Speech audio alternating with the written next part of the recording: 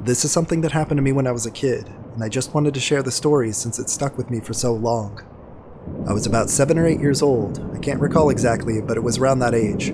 One weekend I was visiting my grandparents, who at the time lived on the countryside. I'm from Bosnia, Europe. They were only about an hour's drive away, and we went there early in the morning. Their house is in a wooded area, with a long, winding road leading up to each individual house, of which there weren't many, maybe 3 or 4. I knew the area well, since I went to visit almost every weekend. Besides going up to the houses, there is one section of the road that leads directly into the woods, sort of a natural trail. Our car broke down exactly around that spot, a flat tire. Since we were very close to where my grandparents live, and my folks knew I was familiar with the area, they let me go for a walk while my dad fixed the tire.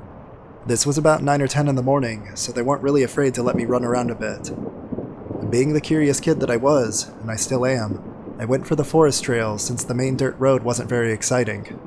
The trees were very tall and very dense, so even during daytime it was kind of dark. I went up that forest trail for a few hundred meters until I came to a crossroads. Now, this was more than 20 years ago, but it left a lasting impression on me, so here's what I recall. In the middle of the crossroads, at the very point that the roads fork, there was a small cave/opening of some sort. I went a bit closer and I noticed what seemed like fireflies sparkling in the pitch black hole. Not sure if fireflies even light up during the day, but that's how I remembered it. Besides that, I just felt this presence, as if I wasn't alone there, as if the cavern itself was beckoning me to enter. And then I noticed what seemed like several pairs of smaller red eyes peering from the darkness. At this point, I was quite spooked, thinking it was some kind of animal, and I decided to not go any further and just slowly back away. This is in Southeast Europe, so there aren't many dangerous animals around. Very rarely a wolf or a bear would be sighted, but usually not near human settlements. Nothing followed me, and I had no trouble getting back. I decided not to tell my parents about this, since I figured they would be mad and wouldn't let me play unsupervised for the remainder of our visit. They decided to leave me with my grandparents and pick me up on Monday while they went back during the afternoon. I'm very close with my grandmother. She and I are alike, especially now as a grown-up.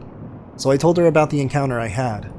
She kind of laughed it off, saying, "Honey, there's nothing there. I walk there every day." But I was adamant about what I saw, and she agreed we'd go for a walk together and visit that spot. It wasn't far from her house, and we arrived there that same afternoon. We got to the crossroads and, like she said, there was nothing there. No burrow, no cave, just a flat spot where the crossroads meet. There were no traces at all of it being dug up or buried. Grandma even asked me, "Are you sure it was here?" And I replied with a yes. She didn't think much of it, chalking it off to some childish imagination, but she told me not to venture out here on my own again. We continued our walk and I just stopped mentioning the event from then on. But to this day, even after all these years, I still remember this quite vividly. I even find it strange I'm able to recall the details, and of course I know memories can be distorted over time, and that what we think we remember may not always be the full picture since our minds love to fill in the blanks, but I just don't feel as if this is the case. I often contemplate what would have happened if I stepped closer, or worse, tried to enter the dark cave. I've read about, quote, evil places in forests around the world, or places where time and space can be warped. People walking into what they describe as different timelines or alternate dimensions. Perhaps this was one of those places. My grandparents don't live there anymore. Grandpa had passed away when I was 16 years old, and my grandma moved into the city in the same building as me and my folks. We still own the house and land there, but I haven't been there since. My dad goes out there a few times a year just to check up on things and clean up a bit. According to him, the house and land have almost been consumed by vegetation. They cut the electricity and water so they wouldn't pay the bills, so it's not very convenient staying over. But I do plan on going there sometime, perhaps during my next time off or vacation from work. I really want to go back to that road, assuming it still exists, and just see if I feel anything. Now that I'm an adult with the interest in the paranormal, I'm just so drawn to this memory.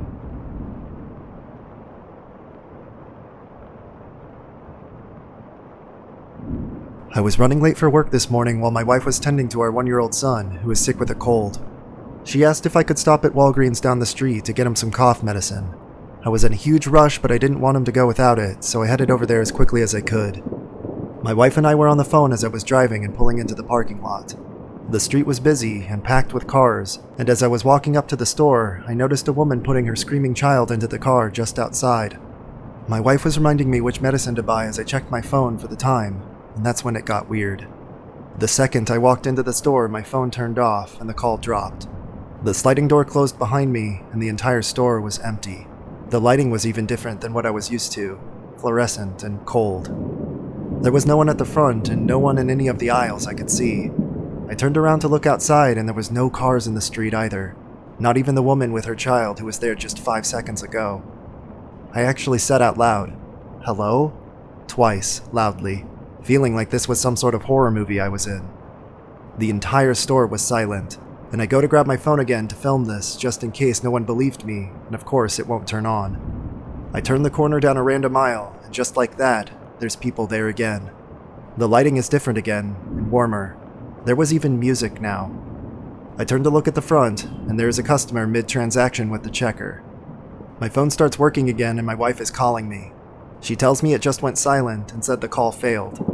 I stood there for a minute, realized there was nothing I could do but just buy the medicine and go on with my day. I don't know if this was a glitch in the Matrix, odd or coincidental timing, or some weird parallel universe type stuff, but all I know is that it was strange as hell, and I don't really know who to tell this to.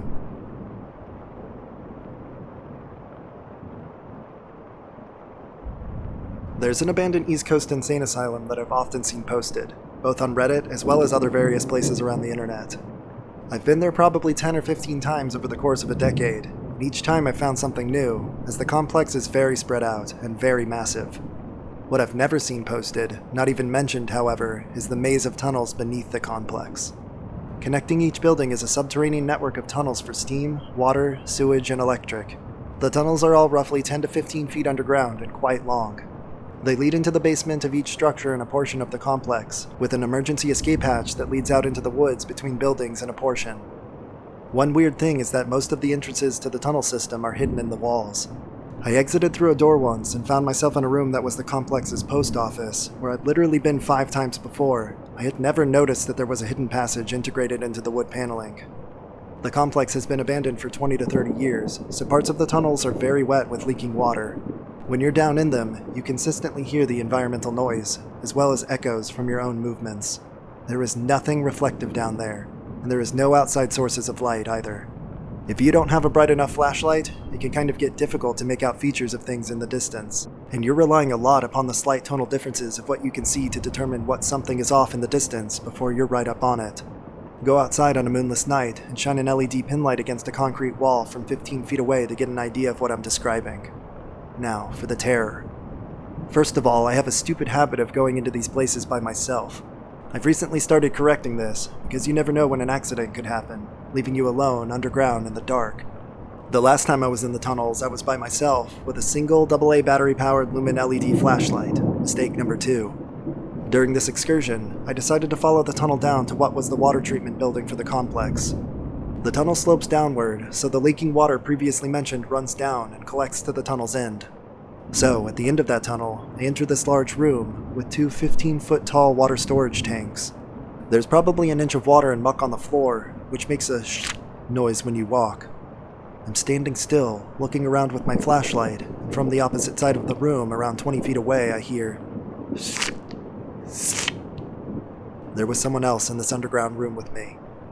I shine my flashlight across the room and don't see anything, but keep hearing the wet footprints. All of a sudden, I shine the light on this human-shaped object that is just pitch black. There's no difference in shading or anything. It's just like a shadow against the peach-colored concrete wall. I stammer out a, hello? And all of a sudden, I can see this person's 2 eyes flash up, reflecting back my flashlight. But that's it. I don't know if the person was in a ghillie suit or what, but it was impossible to make out anything distinguishing. I don't know what kind of weirdo sets out in a full black getup to rummage around underground. So at this point, I flip out. I spin 180 degrees on my heels and bolt. I'm flying up the incline tunnel, slipping and sliding all over the place on the damp concrete.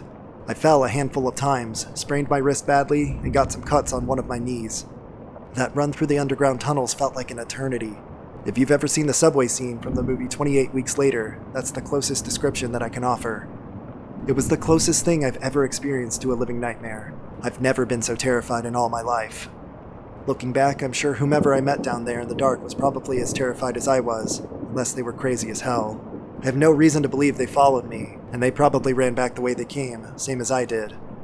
I noticed that they didn't have a flashlight on, so what I think probably happened is that they saw my light and pulled a hoodie up over their head, turned off their light, and tried to hide as best as they could. Sorry if this got a little long and rambly, I just wanted to share my part here. If there's a takeaway from this, it can be summed up in a single fantastic sentence. Don't enter strange underground tunnels, through hidden doors, beneath long abandoned and forgotten insane asylums, with a single tiny flashlight when you're by your lonesome.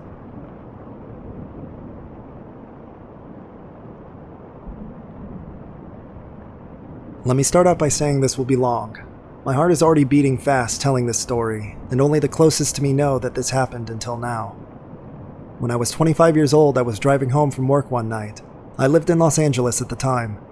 I was driving on Sunset Boulevard heading west towards my apartment in Brentwood. For those that are not familiar with the area, there's an expanse of sunset near UCLA that is very curvy. It is 2 lanes on either side with no shoulder. It was 8:30 on a Saturday night, so there was some traffic. I was driving along, and all of a sudden about 50 feet in front of me I saw a car, but I was looking at the passenger door.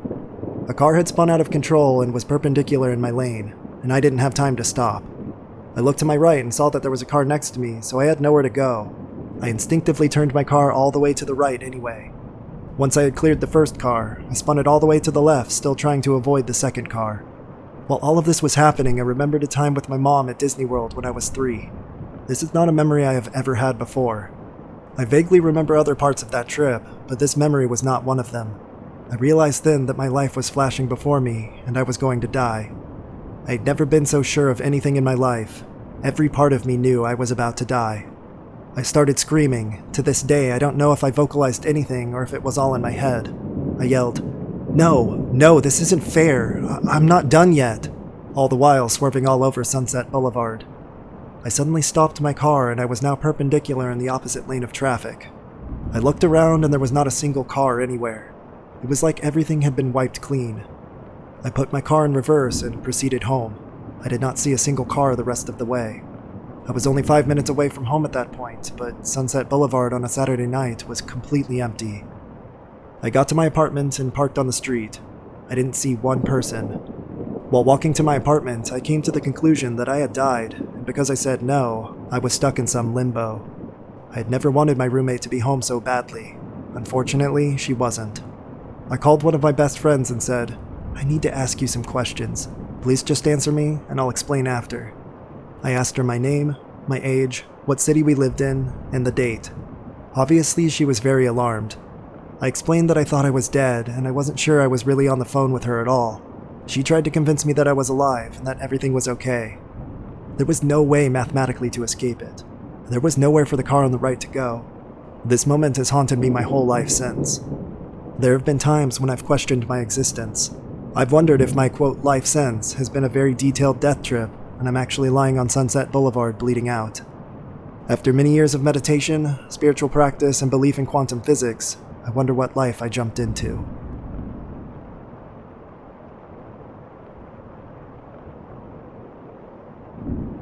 Back in the day, my friends and I would always go to this board-up hospital and play in it. The only problem was all the doors were locked, and all the windows were boarded.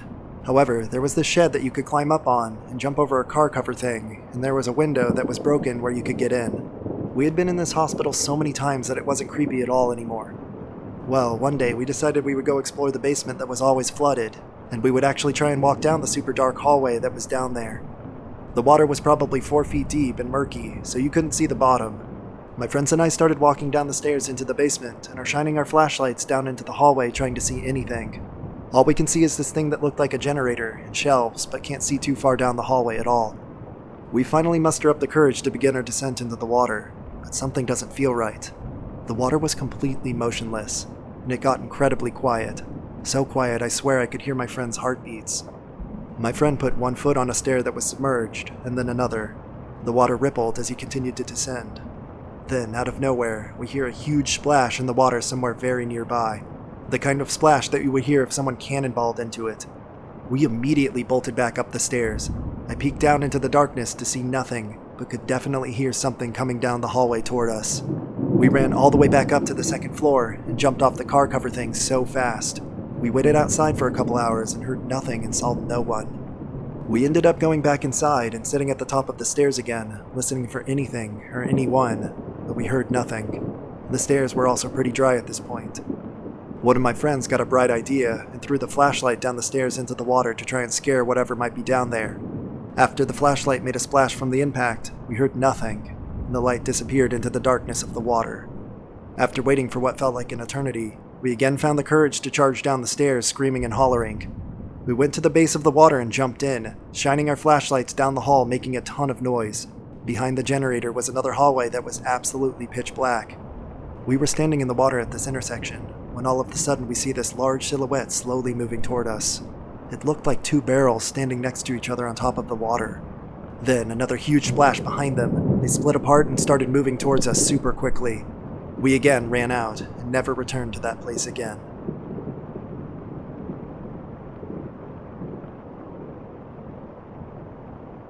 So, this was told to me by an old family friend, Nikki, numerous times as a kid growing up, as one of those, quote, life advice stories, to keep in mind through the years.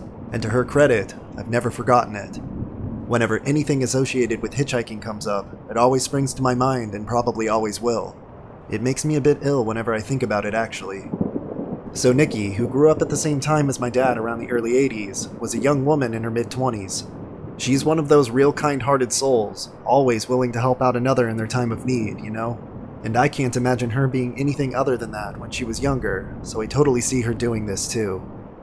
So, driving into the city, about a 2-hour or so drive from town, she saw a man walking down the side of the road. As she neared him, he turned and, in typical hitchhiker manner, stuck out the old arm and thumb. Nikki, bless her heart, pulled over and asked him if he needed any help. She told me that he was really polite, if not a bit shy, when he asked for a lift into the city. Nikki gave a smile and popped open the passenger door for the guy, who tossed his bag into the back seat and buckled up for the ride ahead. They talked pleasantly for most of the trip, about friends, the news, etc. She felt that they were getting along really well, and even bought him dinner at the pit stop a little over halfway there. She said he seemed really flustered and awkward when she paid, but one of the things they had talked about was money, and how he was pretty dang strapped for cash, which is why he was hitchhiking in the first place. But he eventually relented, and they went on their way. As soon as they got into the city, he thanked her profusely for the ride and the food, and asked to be dropped off once they hit downtown. Before getting out though, he asked for Nikki's phone number so he could contact her someday and catch up. Thrilled at the prospect of knowing how her new friend was faring, Nikki wrote it down for him and drove off with the warm feeling of a good deed done. Now, I'm sorry if you were expecting something creepy to have happened by now, but I think this is what freaked me out so much as a kid. How nice everything seemed to have worked out. Nikki would get this crease in her forehead and a funny look in her eye when she would tell me this next part. A week later, she got a phone call from her driving buddy. He didn't let her get in a word in edgewise after hello, and told her that she should thank God that she was raised so nice, because when he first got in the car, he was already planning on raping and murdering her once they got to that pit stop. That he was going to steal that car and dump her body in a ditch further down the road and go on his merry way. But after she talked to him so kindly and treated him to dinner with a smile on her face, he couldn't bring himself to do it. He didn't think that he could live with himself after doing that to such a nice lady. And to please, Nikki, please, never ever pick up another hitchhiker. Then he hung up the phone. Nikki never got a call from him again, and when she tried redialing the number, all she got was a payphone. And so, Mr. Hitchhiker, I know I'm never going to meet you, because I'm going to listen to the advice you gave your driving buddy and never ever pick up a hitchhiker.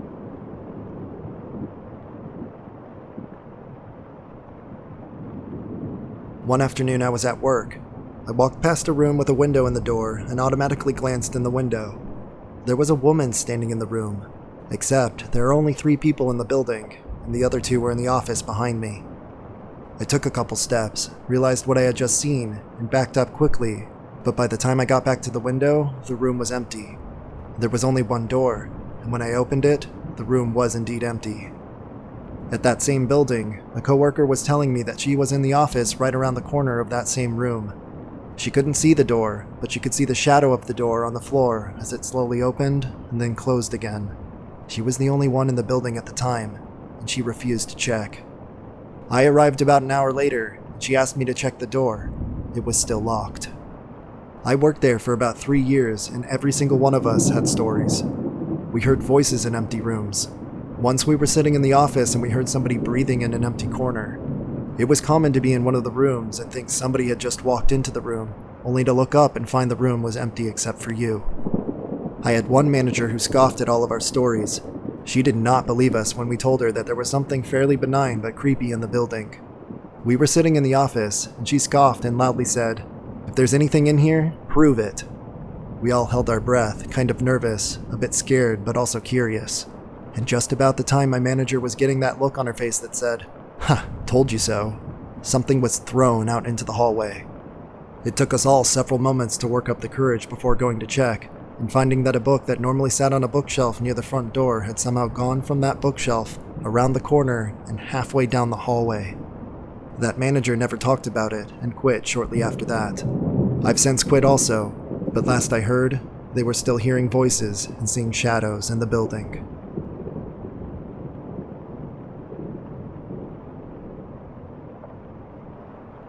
I wasn't there when it happened, but I knew the cave, the place in the cave where the events took place, the people involved, and it was very, very disturbing. It was a totally unpredictable accident. In this particular cave, there was a large, sort of flat stone, undoubtedly weighing many tons, which stood vertically in the passage very close to the entrance. You could go around either side of it. Most people went on the left low side because you just kind of walked through sideways. A few brave souls went to the right higher side though, just to avoid the quote traffic jam. Going to the right meant that you had to climb up just a little bit. To pass the stone, people pushed on the top of the stone to the left and the cave wall on the right to sort of swing by it. The move was easy and not really a big deal. Prior to the caving trip in question, the one I didn't go on, there had been a huge rainfall in the area. Like most limestone caves, this cave was a drainage passage. You did not go into this cave if it was going to rain. But on that day, no rain was forecasted, so my friends went in anyway. One of my best caving buddies chose to go high and to the right of the stone, and like a zillion people before him, he pushed on the top of the stone and the wall to swing by the stone. It turned out though, that the rainwater from the big storm had removed some of the mud around the base of the stone, and the stone was now unstable. When my friend pushed on the stone to swing by it, the stone broke loose, and its many tons just tipped a few feet until it hit the wall on the left. I'll spare you the details of what happened to my friend, who just happened to be between the stone and the wall on the left. His name was Eric. He was a young adult, a good kid whom we all liked, and we all went to his funeral. It was terrible. Sometimes you can just be in the wrong place at the wrong time, where there's nothing but luck between you and death, and if luck's not with you, then you die.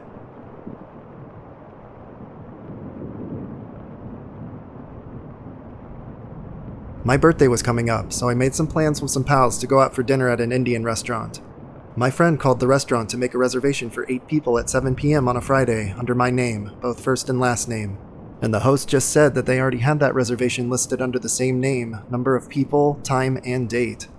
A little confused by the information, my friend apologized to the host and then called me asking if I or someone else had already made the reservation.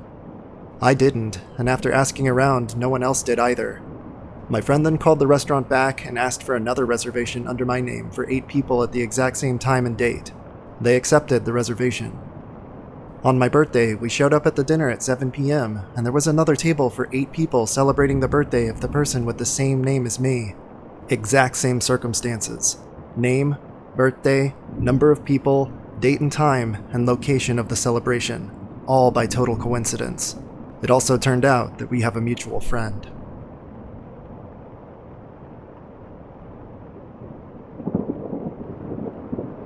A few years back, a friend and I were snooping around some allotments on the outskirts of our village, in the UK. It was about 11 p.m., so it was pretty dark. Not a completely pitch black dark, but dark to the point where, if you were to look at a tree around 30 meters away, all you'd see was its silhouette. But up close, you could see enough to navigate without any help. The allotment was surrounded on 3 sides by deep hedgerows, with trees and then fields beyond. I'm always super vigilant in these sort of situations, so generally, I'll stop regularly and just listen. You know, just stand as still as possible and strain my ears for people approaching, etc.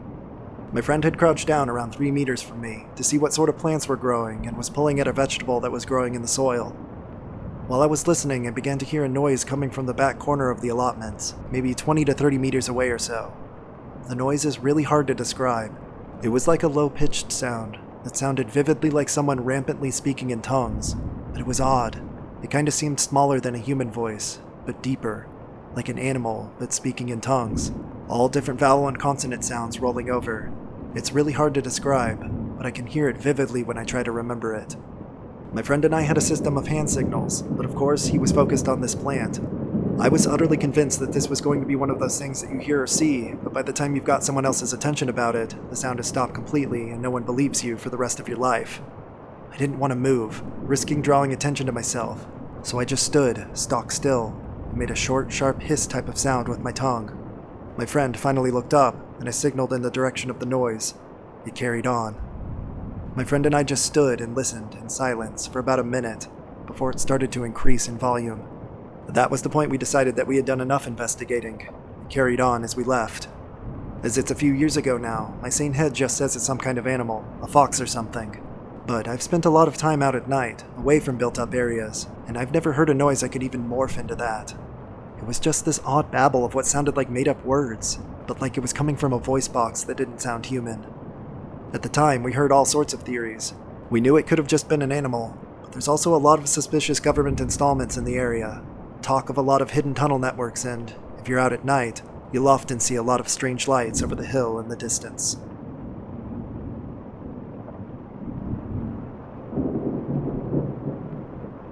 Not my story, but my dad's. He was traveling through Arizona on his way to Mexico. He looked to the side of the road and saw a man hitchhiking. My dad pulled over and asked where the guy was going, to which the man said, "The next town over." My dad, being a very trusting man, and this being in the 70s or 80s, decided he would give him a ride. While they were driving, they started talking, and my father asked for his name. His name was Derp. My dad, quite shocked, looked at him and said, "Holy crap, that's my name." They had a few other small conversations, and at the next town over, my dad let him out and continued to Mexico. He eventually reached the border, and as he pulled up, the border official asked to see his license. He took a good long look at that license. The official then took off his big aviator sunglasses and told him to pull over to the side. My dad got out of the car and they put him in a room while they searched his car. He was sitting in that room for a good few hours, admiring the entire wall of confiscated tequila, when the officer walked back in and apologized for the wait. My dad asked him what the reason was, and the officer replied, "There's a warrant out for the arrest of Derp." Once again dazed, my dad asked, "What for?" The officer replied, "Murder." My dad damn near crapped his pants.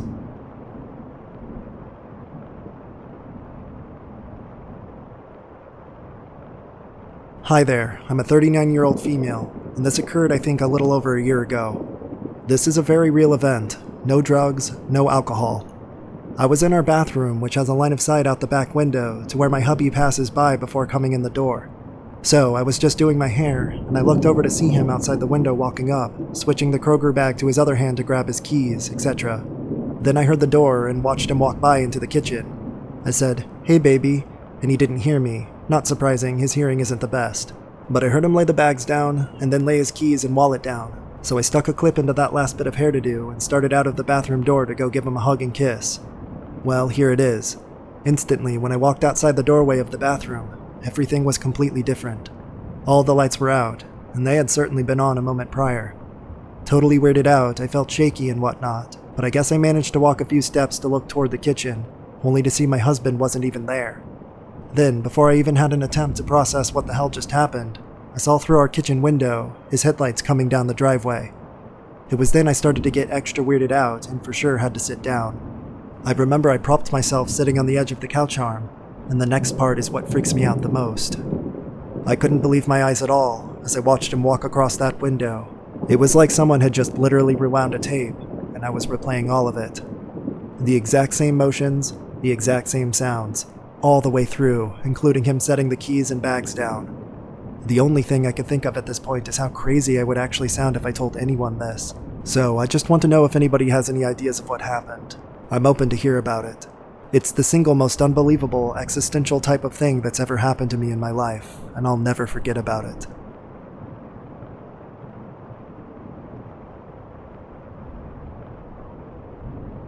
I work as a childcare professional, and one of the kids that I look after had recently gotten into hiking.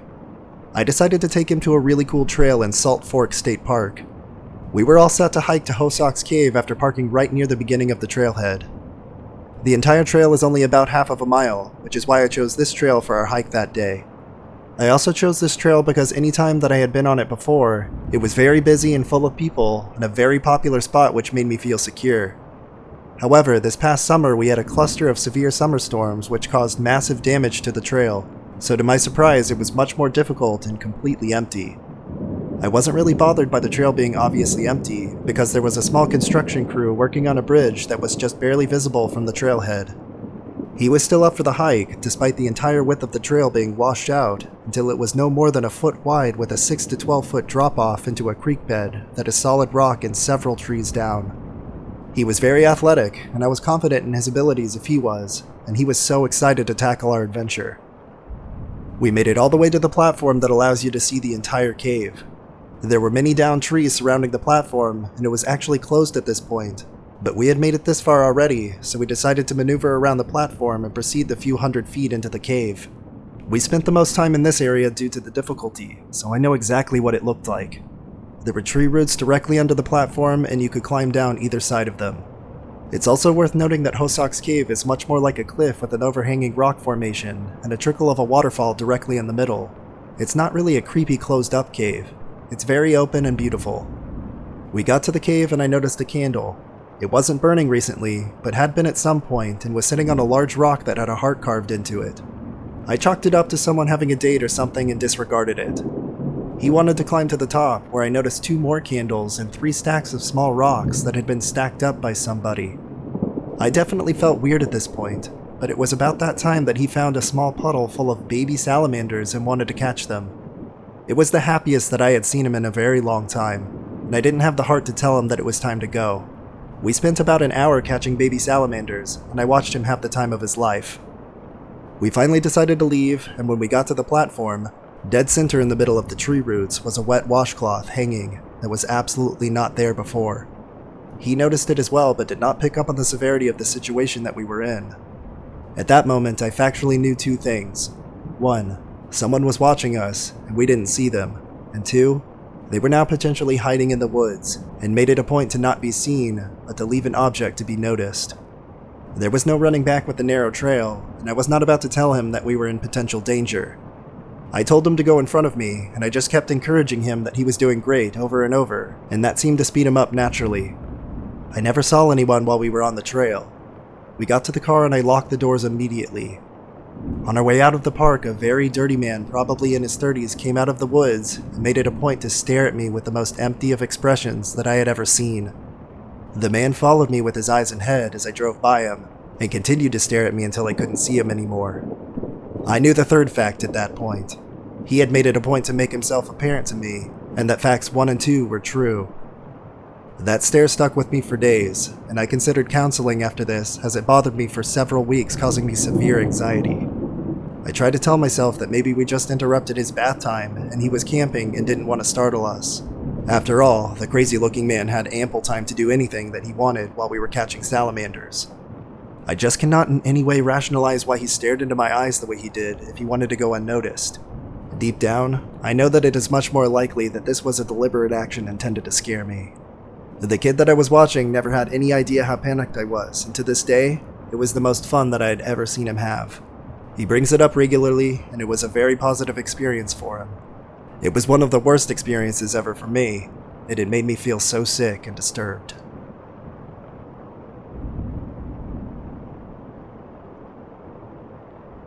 I live in North Wales, UK. For anyone who's had the pleasure of visiting, it truly is a beautiful place to live.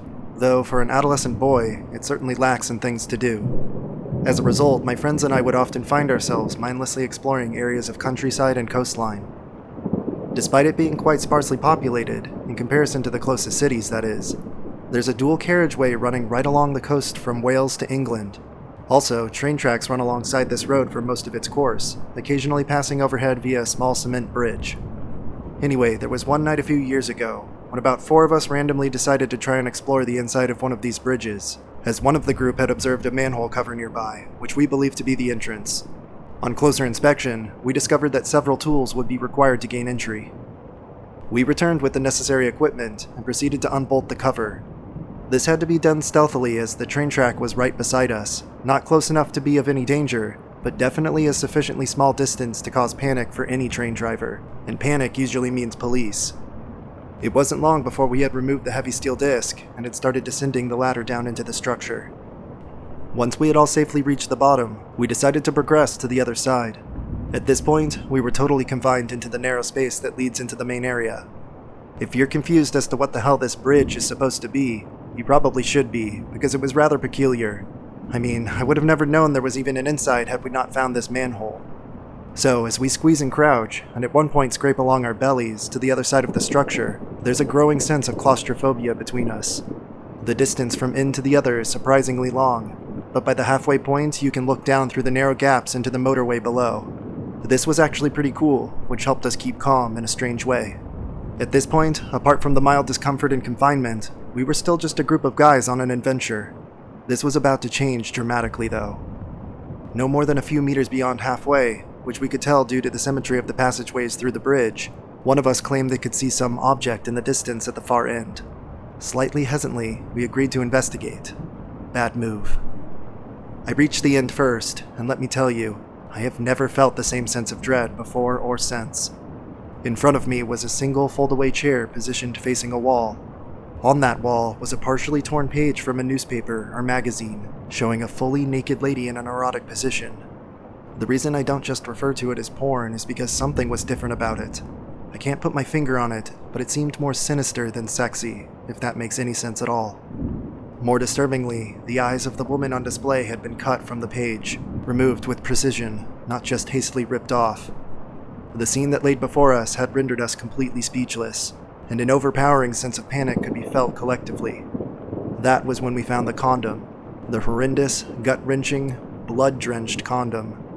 Needless to say, we got the fuck out of there as fast as humanly possible, smashing our knees and shins against the sharp cement edges that lined the path to the ladder by which we had entered. Of course, we were all praying to God that the manhole hadn't been resealed, as it was impossible to tell until you reached the ladder itself. Thankfully, the exit route was clear, and we promptly dashed as far away as our legs could carry us. I'm sure this ending comes as a disappointment to some of you reading this, as we, luckily, never bumped into that twisted individual who sits in the chair.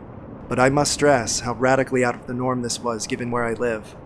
The reason I mentioned the population earlier was with purpose. There is easily enough people here to escape the realms of, quote, crazy country folk, yet nowhere near enough people to have someone clearly lose grip on society without somebody taking notice. I sometimes think, though not recently as I had more or less forgotten about that night entirely, about the person who climbs down into that bridge and navigates through the darkness to sit facing a wall and does God knows what, and ends up with a condom full of blood. You honestly couldn't have envisioned a more surreal situation.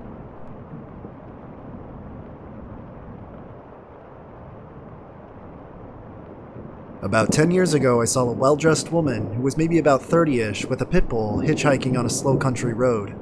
My friend Bill asked me to pick her up. I hesitated, but pulled over anyway and picked her up. She was going to the town I lived at about 20 miles away. I told her that I was going there, and it would be easy to just drop her off. She was pleasant enough, and we were all talking about the day. I eventually dropped my friend off at his house, and we continued to drive home another 10 miles. When we got on the highway again, I looked back in my rearview mirror, and she was putting a needle in her arm. I couldn't believe what I was seeing, but I just looked ahead. Within 2 minutes of that, she said she knows what I want, and that her big dog could kill me if I laid a finger on her. I just looked back at her and asked what she was talking about. She then flipped out and started screaming at me not to touch her. Of course, I was a little freaked out at that point, and told her she could get out of my car and pulled over. But she wouldn't get out and told me she was sorry. I got back on the road, and within 5 minutes she was telling her dog to watch me, and how her dog would kill me. I was close to home, so I just kept driving, and I asked her where she was going to. She then proceeded to tell me that I wasn't going to get in her pants, and that was the last thing on my mind. I wasn't really afraid of the dog, but she was freaking scary, and had blood running down her arm, wiping it on her shirt. She told me where to turn and what house to go to. I pulled in, and she immediately got out of the car. I got out to get her backpack out of my car too, and she just ran inside the house. The woman said that she was her mom, and I handed her the pack that was in my trunk. She told me that her daughter was mentally ill, and she hasn't seen her in weeks. That was the last time I ever picked up a hitchhiker.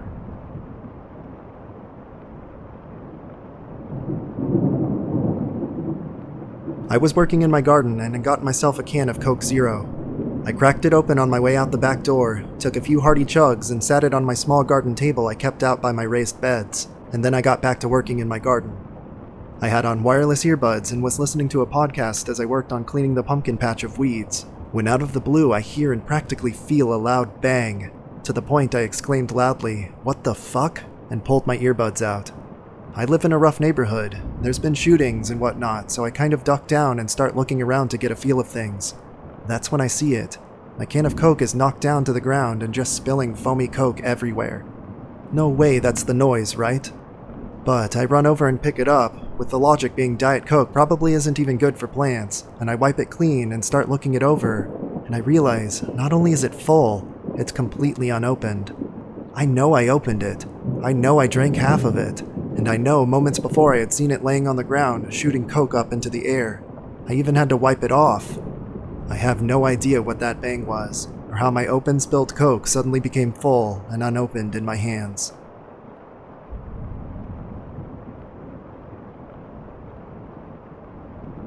There was a really weird occurrence at my dad's house a few years ago. He awoke to the sound of dogs barking, and realized the neighborhood dogs were barking at something that was moving parallel to the road outside his house. When his own dog started to bark, he went outside to see what was up. Across the street is pretty much all forest except a church, that at the time was just a gravel lot. My dad was too far away to see anything, but in the dead of night, he could definitely hear the sound of something running at full tilt across the gravel. A few things freaked him out about this. Whatever it was definitely ran on 2 feet. Try having a dog run on gravel versus a human, and you can definitely tell the difference. And it was big. Both he and myself have witnessed large animals like bears and moose running through the underbush, and according to him, it sounded like it was of similar size to those creatures. It was easily running somewhere around 40 to 50 miles per hour in the clearing of the lot, and then it slowed down again as it went back into the woods. He was able to compare the speed because the road itself is 45 miles per hour limit, so it was going just as fast as a passing car. The final thing, its huffing and gasping was so loud he could hear it from his front door and was obviously not human. We looked online later to compare its sound to other animals, and it really didn't sound like anything he'd ever heard before. The freakiest part was the almost synchronous reactions all the dogs had. He's never heard dogs react like that before. Both him, my stepmom, my stepbrother, and several of our neighbors all account for hearing the strange barking from the dogs, but it was only my dad who heard what they were after. Nothing's happened like that since, and I've never personally witnessed anything like it. We do live on the border of the Cascade Mountain Range and are surrounded by park and federal land if you want to get an idea of where this took place.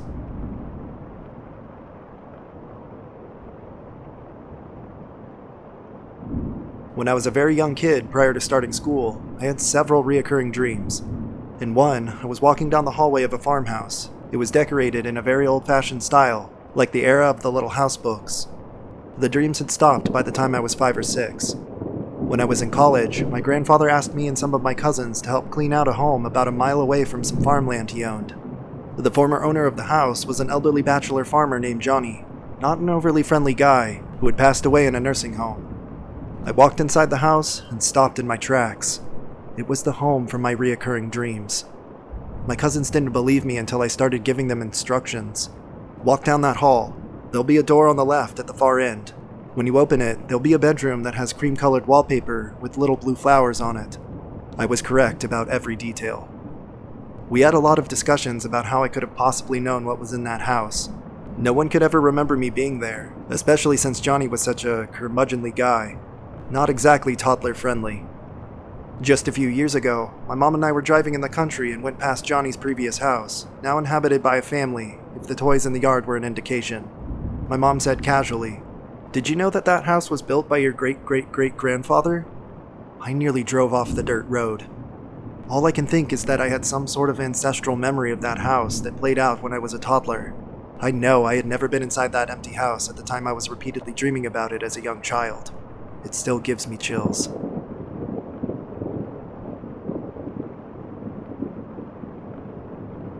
The story I'm about to share is 100% truth and really happened to me about 15 years ago, believe it or not, but to this day, I cannot explain it. When I was 15, my family moved into a rental house. There was always a weird energy about the house. I can't explain it, but something always felt eerie about it. It was a beautiful old home though, and an elderly widow had lived in it before us. She had been an opera singer and a college professor in the arts, and her name was Mrs. Martin. She had become kind of a character in the house that we'd reference often, as her children rented us the home with literally all of her belongings still in it. They didn't even clean out the fridge. It was very strange. The house was basically left like the day she had passed away. Oh, and the attic was infested with bats. No clue if it's relevant, but it contributed to the spooky factor that was always felt in that house.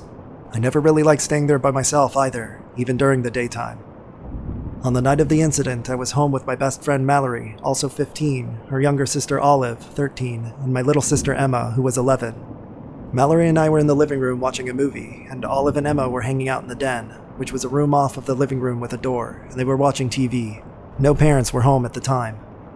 At one point, my sister Emma decided to go upstairs and take a shower. The way the house was set up, there was only one staircase, and you had to walk through the living room to use it. So she came out of the den, walked through the living room, went up, showered, and was up there for maybe half an hour. When she was done, she walked down the stairs in a white towel, stopped on the 6th step, and went, "Hey guys," with a little wave to which we acknowledged her cheerfully, and then she kept walking down the stairs, through the living room by Mallory and I watching TV, and opened the door into the den and closed it behind her. My mom had been folding clothes down in the den earlier, which is why she came downstairs to get dressed. Maybe 2 to 5 minutes later, when Mallory and I are still in the living room and Olive and we assume Emma are watching TV in the den, we hear from over our shoulder, "Hey guys," in the same inflection and tone as before. And it's my sister Emma, in a white towel, who had walked down the stairs, was stopped at the 6th step, had her hand up for a small wave, and then went to keep walking down when Mallory and I both gasped. We turned and looked into each other's faces with absolute horror. It happened so quickly, but we both bolted upright, ran into the den, burst open the door to a startled Olive. Emma was trailing close behind with a, "What's going on?" When I opened that door, I truly expected to see another version of my sister sitting in there. But no, it was just Olive. Mallory and I immediately began questioning them. "Emma, didn't you just walk down here a couple of minutes ago?" "Olive, are you sure Emma didn't come into the den just a few minutes ago?" "Emma, did you come downstairs after the shower, but then go back up somehow?" But we knew there was no way she could have come back up the stairs without walking past us in the living room. It made no sense. Both girls were so confused, and beginning to get scared. They truly had no idea what we were talking about. Emma swore that she only came down the stairs that one time, and Olive swore that she had never walked into the den in a towel before we all came in together just then. Because our sisters were so young at the time, and we could tell that they were getting spooked, we decided to just pretend we were kidding and left them to go back to the living room. I remember sitting in silence, and maybe even asking, "You saw that too, right?" And then we never spoke of it again. I honestly didn't even tell my parents or my sister what had happened until a couple of years ago. My sister just said that she had no memory of it at all. I haven't spoke to Mallory since high school, so I have no idea if she remembers it either. All I know is, if Mallory hadn't been there to witness it, and have the same reaction I did in that moment, before either of us had even spoke a word, I probably would have thought that I was losing my mind. I'll never forget the look of horror and confusion she gave me, and that I probably gave right back to her when Emma came down the stairs that second time. To this day, it still creeps me out to think about it. In the years since, I've read many stories about glitches in the Matrix, and seen some about time loops as well. People witnessing the same event happen twice or more in the same way, usually close together. I believe this is what Mallory and I experienced with my sister that day. We only lived in that house for a year before my parents purchased their own home and we moved. Last year, my sister went back to visit the town and said that she drove by that house. Apparently they had split it into 2 homes to rent out to the college kids. We both agreed that the strange energy forces that existed in that home were probably not too happy to be split in 2.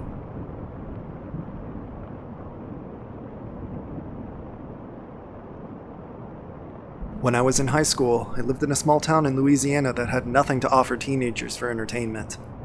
During the summer months, we often occupied ourselves cruising back roads looking for adventure. We often ended up wadding creeks, stealing watermelons, or some such mischief. We had seen an old 2-story farmhouse that was almost completely hidden by massively overgrown hedges and decided to check it out one day. In the bright daylight, it was just a big, dilapidated, empty old house with some interesting poetry written in beautiful script on the peeling wallpaper of one of the upstairs bedrooms. Some weeks later, a group of us got together to go haunted house hunting. A few of us knew exactly where the hunt would be. It was not uncommon for us to go on haunt hunts, because the area is dotted with antebellum cemeteries and historic sites. Some were pretty eerie.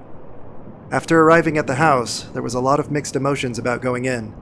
It was a mixed crowd, male and female, bold and timid on both sides. I was eager to show one of our female companions the poetry upstairs, and had no qualms about going in there. A few others stepped up and wanted to take the trip too. There were 4 or 5 of us going in and a few more waiting outside. We walked around on the first floor, laughing and hooting out the windows, then headed up the stairs. I was second in line with one guy in front of me and a girl behind and 1 or 2 more behind her. Just as we were reaching the top of the stairs, I started to get goosebumps and felt a terrific chill despite the hot, humid night. The first guy hit the top landing and started to walk toward the bedroom. I was only a step behind while the others lingered on the stairs. Suddenly, I was filled with a terrible sense of dread and foreboding, a major case of the creeps. I must have not been alone, because the girl at the top of the stairs let out a blood-curdling scream and stumbled with the others scrambling down the stairs. At that same instant, the guy in front of me turned and ran flat face-to-face into me. I struggled for a microsecond with my footing, then flew down the stairs close on the heels of the others. Those waiting outside were either laughing or showing intense concern. All of them wanted to know what happened or what we saw. There was nothing to explain though, except the horrendous feeling of some awful presence. We all tried to laugh it off, but no one hesitated about the decision to leave. I never visited that place again, and now it only exists in my memory.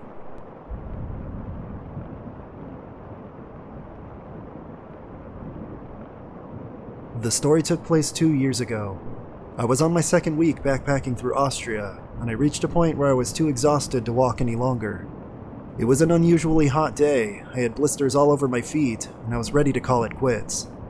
I was in the middle of nowhere, and I decided to thumb a lift to the nearest train station. But I was out of luck. I stood there for what felt like hours, and no car would pick me up. I don't blame them, I spent 2 weeks sleeping in the woods, my clothes were dirty and I probably looked like a maniac. When finally a truck pulled up, and I didn't hesitate to hop inside, because I was so thankful to be able to sit down and rest my feet for a while. I asked the driver if he could drop me off at the nearest train station so that I could catch a train to Vienna, but he told me that he was heading back that way anyway, and that he could take me there as long as I didn't mind him making a stopover to load the truck. I didn't, and so we drove along. We made some small talk and he seemed to be very polite. It was a pretty enjoyable ride until we reached the first stop. He loaded his truck while I walked around a bit and bought some water at a gas station nearby. He had offered me drinks a few times along the ride, but I always declined because I don't feel comfortable with something like that. I got back in the truck and we continued the drive to Vienna. Almost immediately after we took off again, he told me that it wouldn't be a problem for him if I wanted to take off some of my clothes since it was such a hot day. I told him that it was fine, but he brought it up a couple more times. He also asked me if I wanted to take a nap in the back, and then he had several hitchhikers sleeping there in the past.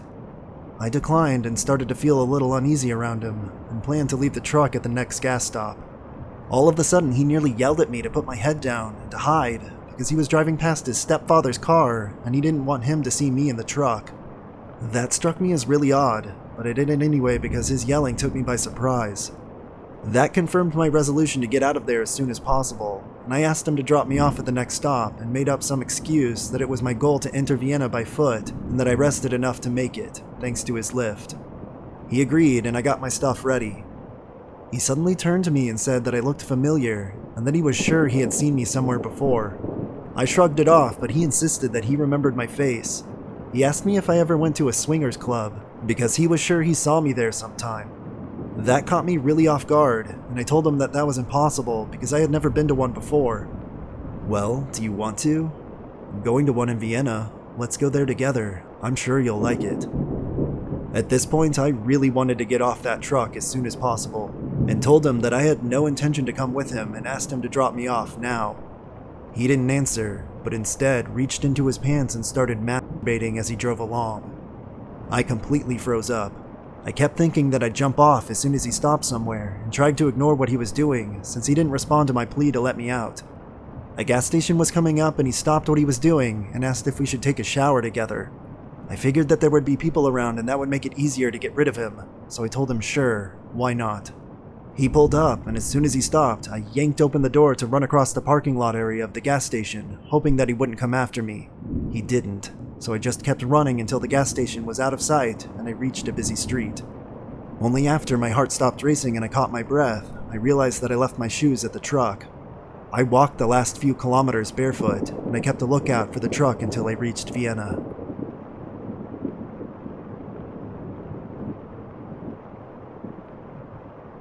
It is tragic, and the strangest story that happened to me 7 years ago. This is the first time I'm sharing it with someone. I haven't even shared it with my mother. The year was 2017 in the summer. I returned to my home country after 1 year from a university abroad. My father picked me up from the airport and we had dinner at home. Everything was as usual as it could be. I went to bed around 12 p.m. and slept immediately, but I woke up around 5 a.m. to pee. I went directly to the bathroom, which is in my room, so I didn't even step out of my room. We all think different things when peeing, such as the color of the walls or what to eat for breakfast. For this time though, out of nowhere, I started thinking that if I were to choose one, would I choose my mother or my father as being dead? Then I thought my sister would be devastated without my mother, and my father cannot handle my sister in her teenage years. I decided the absence of my father would be easier than losing my mother. I finished peeing and was just about to get back into my bed when I heard a strong snoring noise. My father was always snoring since my childhood, and sometimes we would have fun with it. However, this time it felt stronger and not natural. The noise led me to the living room where I found my father lying on the couch with a little blood on his nose. I tried to wake him up, but he was completely unconscious. I called 911 and woke my mother up, but once we arrived at the hospital, he had passed away. He was only 48. Doctors said it was because of a cerebral hemorrhage by high blood pressure. We don't know what time it happened. I'm still confused by the situation. I wasn't there for a year and had the chance of having one last dinner and conversation with my father. I found him like that and acted with cold blood. I can't imagine the trauma they would live through if my mother or sister would find him lying on the couch. And of course, I still think about the thing I thought in the bathroom, and what would have happened if I chose my mother instead.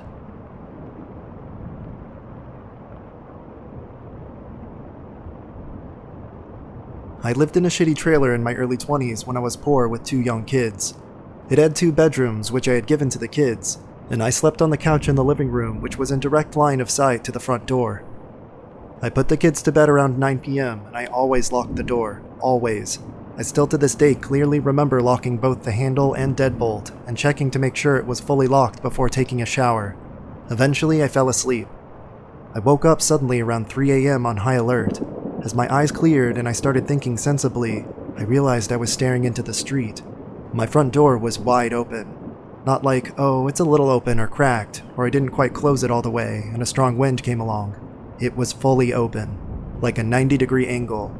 Plus, I had a glass storm door that was fully closed and latched, blocking any wind we might have had, which we didn't have anyways.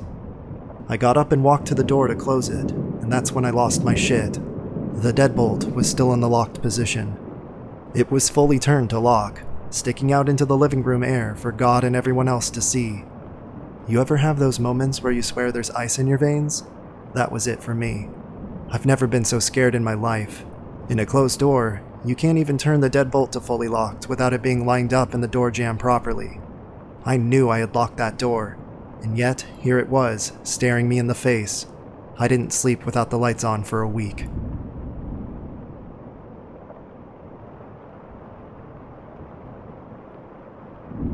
I still don't like to think about when it happened. I'm not sure of the exact time it happened, but I remember it was about a year ago. My friends and I always enjoyed finding abandoned places to explore, whether it was just a warehouse or huge mansion or racetrack. There were 5 of us in this instance, all with some sort of weapon just in case, and a flashlight. We had just finished exploring some old abandoned house when my friend mentioned that he knew of a warehouse that had been abandoned for years, about 20 minutes away. So of course, we all hopped in the car and took off, listening to our favorite songs. The experience was incredibly fun, until the moment happened. We all arrive and get out. As we look for a way in, I realize that I've been here before, and so has my friend Pearson, who was right behind me. Both of us act indifferent about it. It's still fun to go look and explore, so I find a gate to jump over. This gate will be a key factor in the future. I inform my other friends that I've been here before, and it's a pretty cool area, just kinda small. We walk in and see paint tearing off the walls, smashed glass everywhere, the floor has a layer of trash, and a rancid smell reeks the entire time. You get used to it, however, so we had no complaints. But then I realized something. There's a basement. All of a sudden, my friend looks at me startled and says, "That basement door was open the last time you were here." Now for me, I don't necessarily get scared easily, so big deal, who cares? Others have probably visited recently, who knows. But this is where the scenery gets in your head. Everything is in ruins. You can see other rooms through the holes in the walls.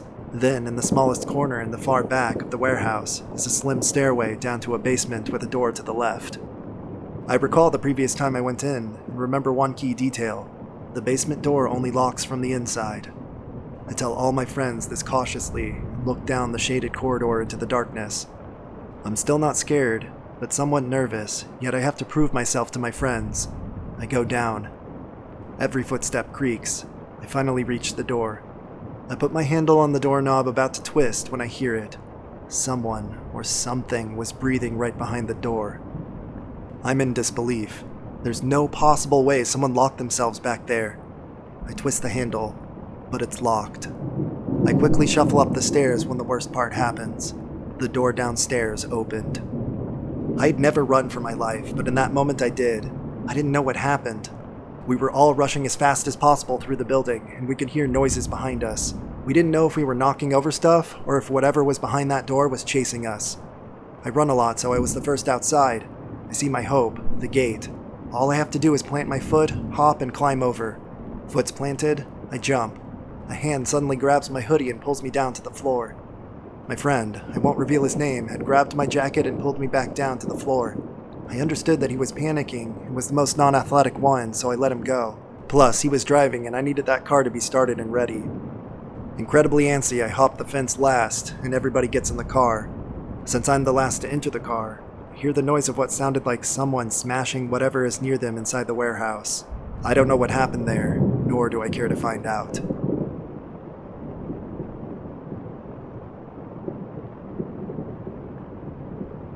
I got home from school one day and decided to play a game on my computer. During intermission in the game, I would talk in a group chat with a couple of my friends. We were just telling jokes and making each other laugh until I needed to use the restroom. I told them I would be right back and left my phone on the desk and didn't turn it off. When I returned, I noticed that some of the letters were being pressed even though no one was in the room with me. It wasn't words that were being typed, but random letters with the @ symbols spacing them out. To me, it didn't mean anything, so I asked my friends if they thought it meant something. But they were startled by it and didn't know what it meant either. I thought it was strange, but decided to ignore it. Later that night, when I decided to go to bed, I turned off my lamp and got under the sheets. My cat Portia was beside me, sound asleep.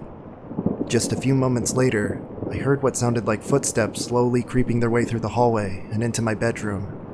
Suddenly, they stopped right outside my doorway. I glanced up and expected to see my brother, but no one was in sight. From her dead sleep, Portia bolted up and stood at the end of my bed and stared into the hallway. I was confused, since she had never done that before. I tried to get her back to her normal spot on the bed, but she wouldn't budge. I even put my hand in front of her face, but she kept trying to peer over it. She eventually sat back down and went to bed, though. Since then, I haven't had any other experiences like that, and I still wonder if there was something trying to contact me that night.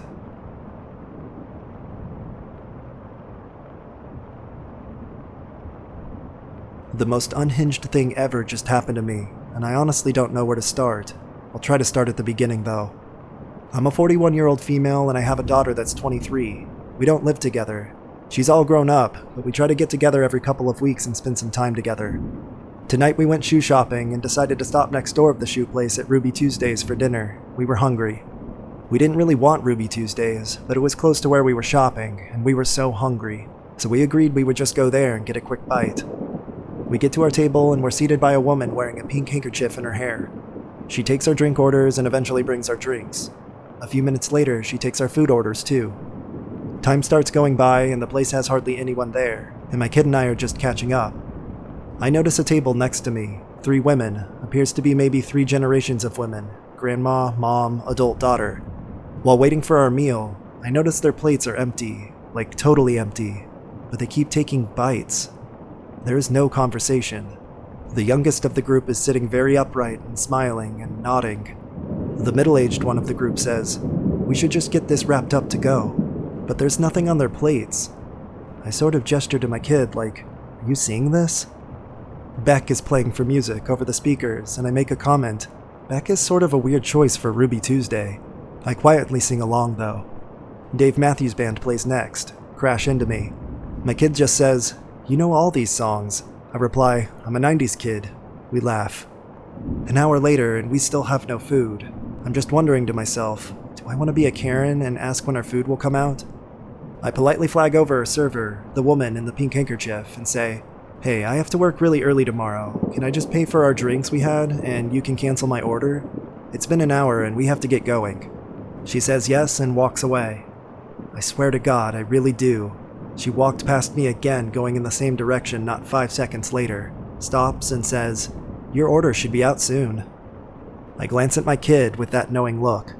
My kid says quietly, "I'm starting to feel really anxious. Can we just leave?" I nod, relieved it wasn't just me feeling weird. Dave Matthews' Crash Into Me plays again. We're uncomfortable. Pink handkerchief server comes back around and says, "The kitchen is backed up. Please don't leave."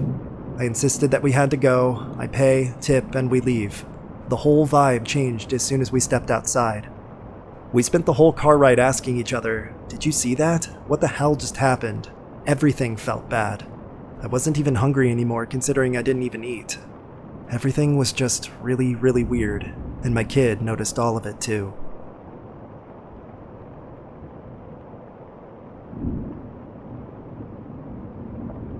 We took a trip to Iceland. Me, my girlfriend, my 2 friends, and their significant others. We had it on our itinerary to stop and check out a lava tube, an underground tunnel that lava used to flow through. This tunnel was completely underground after the first 200 meters or so.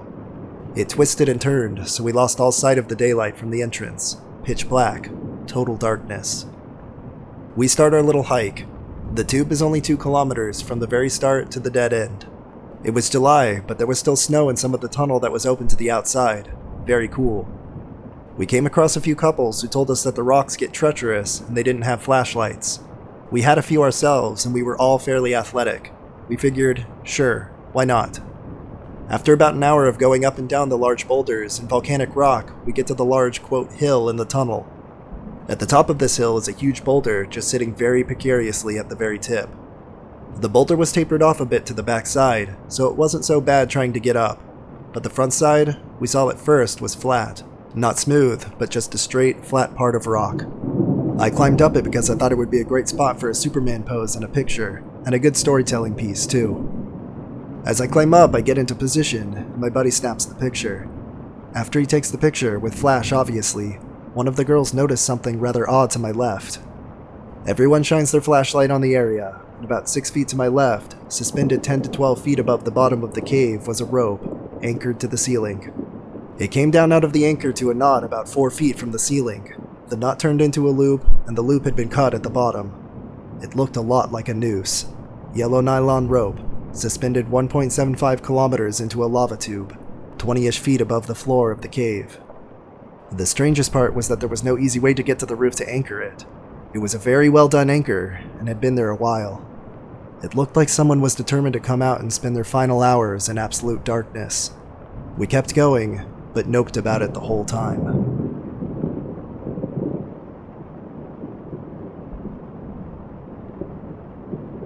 This is a story that comes from my father's experience as a hitchhiker. During the late 60s and 70s, when he was between 13 and 16 years old, my father took off for the summer and went on a big road trip around northeast Quebec. Apparently, his parents didn't care about him. Anyway, as he's going along, he gets picked up by a bunch of Americans that are heading up the same way. I can't recall if these guys were drift dodgers or vets, but either way it became pretty clear to him that these guys weren't completely sane. Not wanting to draw their attention to this fact, he figured that he would take the ride and ditch them as soon as possible. That first night, they end up in some sort of RV campground. While setting up their stuff, one of the rangers comes over and starts to give them trouble.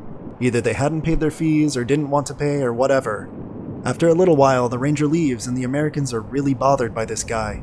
Rather than addressing the issue, they start putting together a plan to off this guy. They'd apparently brought some rifles across the border and thought it would be easier to kill the ranger than to be hassled about fees. My dad is generally a calm guy, but when he realized what was going on and that these guys would not be talked out of it, he was thinking, what am I getting myself into? The next time the ranger comes back, my dad approaches him right away and tells him that he's got to go. I'm not sure if he paid the guy or just warned him, but either way, the ranger left and didn't come back. The craziest part of this story, in my opinion, is that he stayed with those guys for a few more days. Rather than piece the heck out like most people would do, they kept him on with them. He probably saved that ranger's life, and also saved himself from a much worse fate.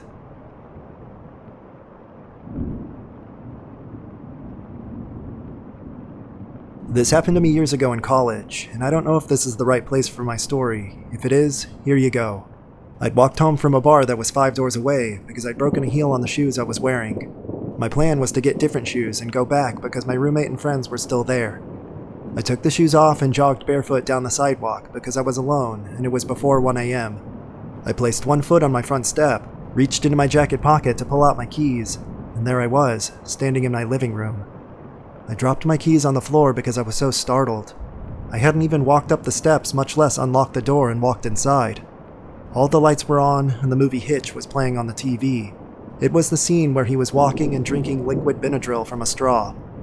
I still had my jacket and crossbody purse on, but the broken shoes I'd been carrying were on the floor near a table that was against the wall furthest from the door. I was so confused and it made me want to cry, which became even more overwhelming when I looked down and saw that I was wearing a pair of untied tennis shoes I'd never seen before.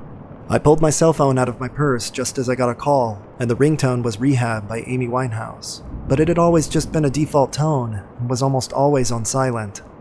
Before I could answer it, my roommate came in through the front door with 2 of our friends asking me where I had been and why I hadn't answered my phone. I couldn't even answer her, I was so freaked out.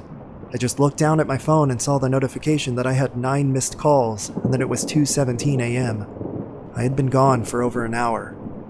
I sat down on the couch and started crying. It took me at least 10 minutes to calm down enough to tell them what happened, and they all kept telling me I was just drunk. I knew I wasn't drunk though. I'd had 2 beers at the bar because I'd shown up late after working in a restaurant until almost 11:30. I never set the drinks down either, so the other explanation that I had was that they were drugged, and that just wasn't possible. They told me I must have just forgotten that I bought the shoes that I was wearing now, which seemed even more ridiculous than having never seen them before. I've talked about that night in therapy and have tried to convince myself that it was all in my head, but I just can't. There are things I remember incorrectly from before that night. Memories I'm told didn't happen the way they exist in my mind or at all. People I think look different, physical things that aren't right, like the knob on my dad's back door being on the opposite side. I rarely tell people about my experience, but recently I told a friend who has a PhD in theoretical physics and has known me since childhood. At no point did he offer an explanation or validation, but he did entertain my questions about ideas regarding the existence of other dimensions or, quote, timelines. He talked a lot about what we don't and can't know, as well as the existence of things that just can't be explained. Admittedly, he's way too smart, and a lot of the things he said made absolutely no sense to me. It did bring me here, though, to bore anyone who reads this in hopes maybe someone will tell me something I haven't heard yet.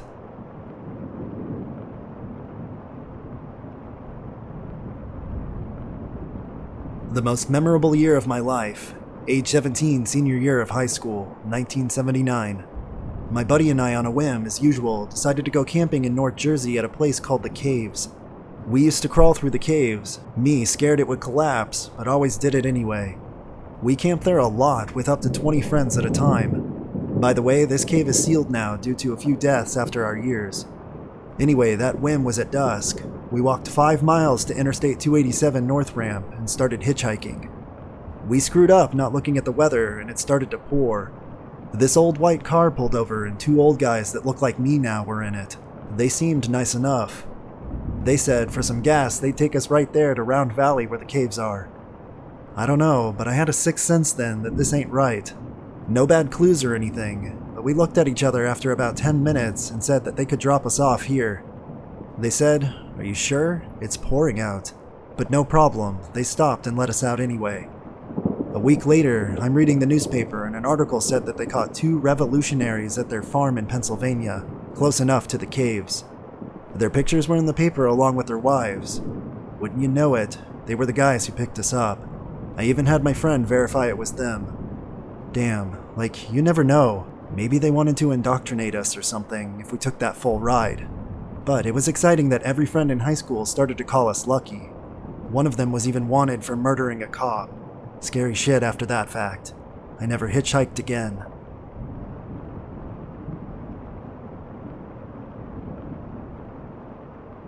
I go caving with my dad, who grew up mining uranium until his family's mine went belly up. He's pretty used to enclosed spaces and being underground, and I was raised similarly, albeit without the radon gas. I've rappelled into pits I can't see the bottom of, bouldered my way along and over one of the largest underwater rivers in North America, and nearly caught in a flash flood. But this time I slipped into a crevice whose bottom is, as of today, not mapped and has never been reached or documented by anyone. It was by far the scariest damn thing to ever happen to me. I had to brace myself with my feet, back against one wall and legs stretched out in front of me, arms on either side.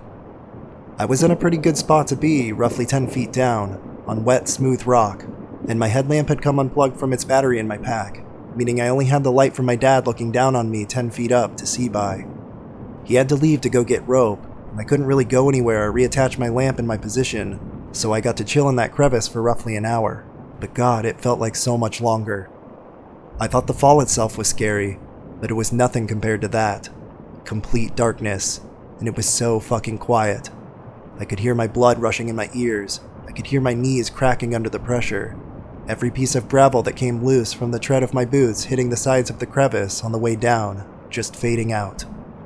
I started seeing lights and little flashes, and I couldn't tell if my eyes were open or closed, and I couldn't even move to check, or I'd fall God knows how far.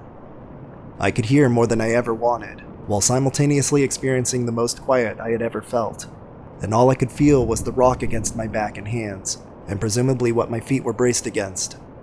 I started not to be able to tell up from down, started hearing footsteps and seeing movement and shapes from the corners of my eyes.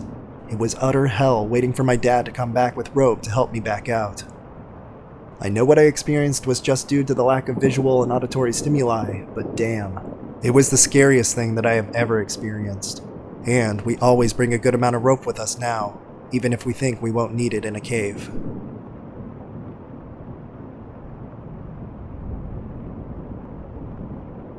I had a friend over last night. We ran into each other earlier in the day, and we made plans to have dinner together. She comes over, and we hang out on the couch for around an hour, just chatting and whatnot. I stand up because I get a phone call, so I go into my bedroom for around 10 to 15 minutes. I go back out, she's not there anymore. Okay, so she's in the bedroom, right? I sit on the couch to wait for her, but she doesn't come out. Eventually I go to check on her, and the bathroom is empty. Now I'm weirded out. Did she leave for no reason? I didn't hear the door open or close, and I have a pretty heavy door. I even go outside into the hallway to check if she's there for some reason, but she's just promptly disappeared. So now I'm thinking she left for whatever reason, so I call her. It rings for a while and she eventually picks up. Immediately I think it's weird. If she left my flat, she should be on the street, but it's very quiet wherever she is, and she sounds like she just woke up. I ask her why she left my flat, and she had no idea what I was talking about. I just get really frustrated and ask her where she is. I'm at home taking a nap. Your phone call woke me up. I could hear rustling sheets, and as I said, there's no way her side of the phone call would be so quiet if she just left my flat. I live in a really busy area. I request a video call her, and there she is, in her home, in her bed. She has no makeup on, she's in her PJs, looking confused, and her eyes are still kind of puffy from sleep. I asked her if she remembered coming to my flat. She just looked confused and said, "Did we make plans today?" How could she say that after running into me earlier, and she came to my apartment to chat, but she never said goodbye, and then she went home to take a nap? Obviously, there's no way she got home, removed her makeup, undid her hair, and changed her clothes within 15 minutes. She lives like an hour and a half away from me. I have no clue what to think of it.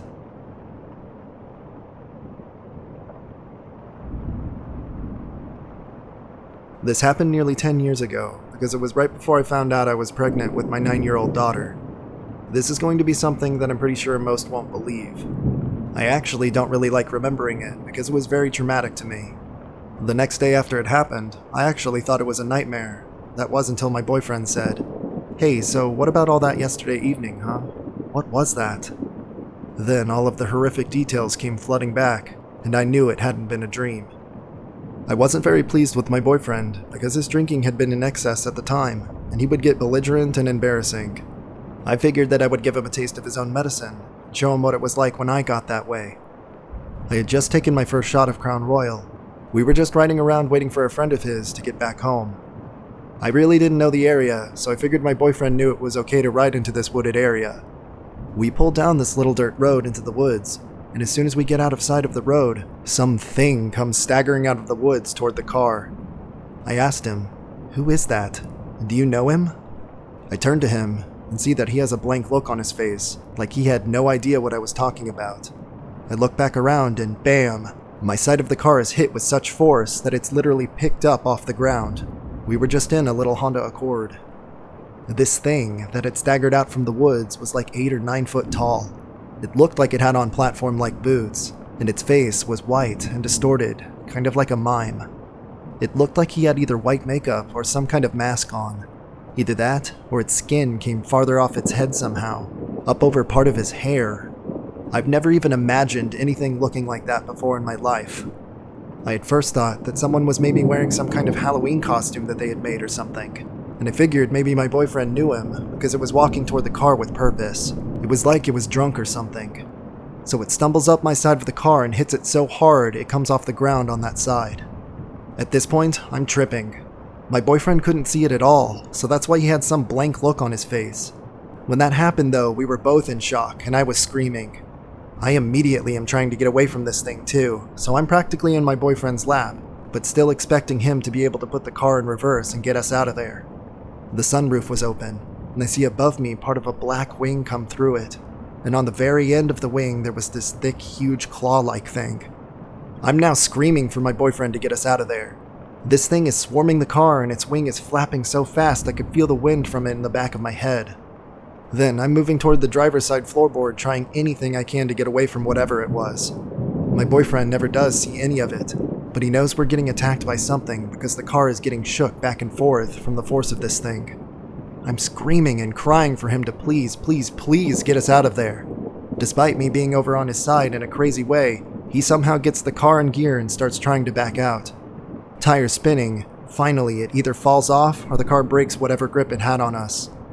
At first, my boyfriend stops because it's obvious we had just broken free, and the car starts going in reverse fast. I guess he didn't want to hit a tree and get caught again. Then I got a full front view of it. Its wings spread wide, and it shoots straight up into the sky, and I can see it flying away. I'm wanting out of there so bad, and that's all I can keep repeating. We went to his friend's house and just waited outside for him. My boyfriend just suggested we don't even mention this to his friend. I was traumatized. I had seen many things I couldn't explain in my life, but never ever had I ever had anything come after me like that. While we're waiting on his friend to get there, I was trying to piece together what had happened. I said, "I thought it was someone you knew, the way it had come over to the car, like it was going to talk to us or something." He said, "I never even saw it." I said, "What? Even when its wing was coming in the sunroof, with the big claw coming after us?" He tells me he didn't see anything. Not even when we were backing out, and both facing and looking that way. So, I don't know what it was, and I couldn't find anything on Google Images that even remotely looked like it. So I drew a picture. It had a human-like body, and I didn't see the wings at first, and I thought it was wearing a big cape, like some kind of Halloween costume or something. It had curly black hair that came straight up off of its head from behind the extra skin, or whatever that was protruding off the top of its head. It's really hard to explain. The next day, when my boyfriend mentioned it, he showed me a scratch on his right shoulder from where I guessed the claw got him. It was only a tiny scratch, but he said it hurt to the bone. The car also had deep scratches where it mauled it. My side had a dent in it, and the back of the sunroof had deeper marks where the claw had scraped it several times. If the damage to the car and my boyfriend wasn't there to confirm it, I would have chalked it all up to having a nightmare. Many of the people I've confided in about this don't believe me, and a couple have even sort of laughed. This was like something out of a horror movie, and I've even thought of that movie Jeepers Creepers, and often wondered if it wasn't going to eat us. It's by far the most scary thing that I've ever had happen to me. I guess I blocked it out, because I haven't thought about it in a few years, but it slipped into my head last night as I was walking in the dark, and it gave me chills remembering. I hope to never see anything like that again.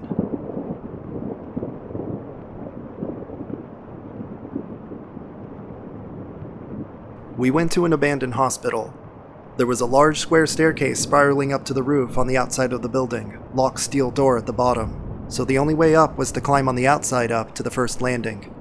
My buddy boosts me up and I climb over, and there's a sleeping bag with a steak knife next to it on the landing. I call down, we're definitely not alone here, dude. No, but it's cool, says a voice behind me, scaring the shit out of me and causing me to jump and whirl around. There's a young, dirty, homeless-looking guy standing there, coming down the stairs from above, with hands up and palms out. I didn't mean to scare you. He takes a seat on the stairs, so I carefully step on the handle of the steak knife, lean over the edge, and pull my friend up. We had planned to sit on the roof and drink beer, so we offer the homeless guy a beer too, which he gracefully accepts. We end up shooting the shit on the landing for a while. We're talking about the city, the cops, traveling, life in general. He's basically a drifter, been in town for a week or so, but he seems like a nice guy. Things are going pretty well when he asks, "You guys are human, right?" I fucking hate when I meet people that end up being aliens. You never know until you peel their skin off. They've been after me for a long time, you know. They don't stop. They never stop. Sometimes I think I should just kill everyone to be safe. I realize he's definitely not joking, and there's an uncomfortable silence as my friend and I realize this guy is fucking crazy. Yeah, man, I say. We're human. We just wanted to check out the place and drink some beer. We're gonna go ahead and move on now. We definitely don't want any trouble. He just stares in silence. So we leave him the last beer, carefully back up to the railing, jump down and walk away very quickly, constantly looking back over our shoulders.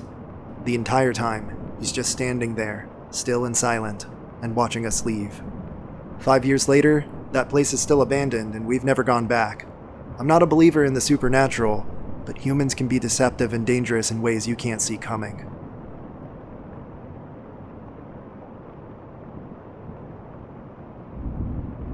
When I was in high school, my friends and I got really into exploring abandoned places.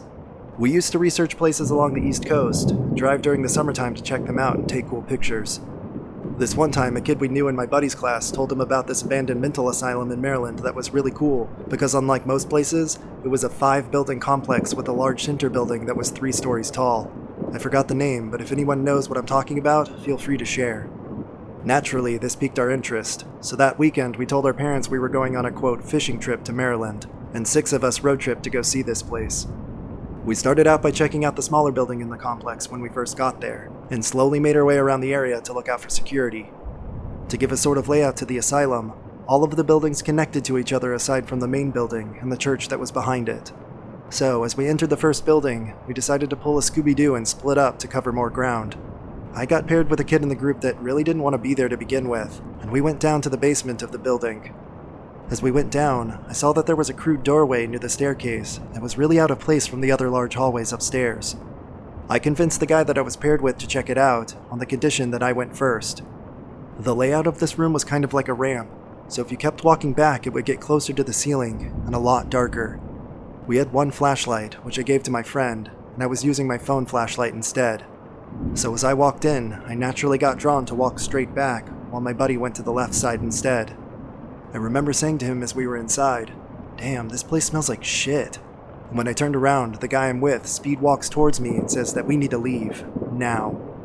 Thinking he was just scared, I didn't argue with him and we left, and I didn't think much of it for the rest of our time there.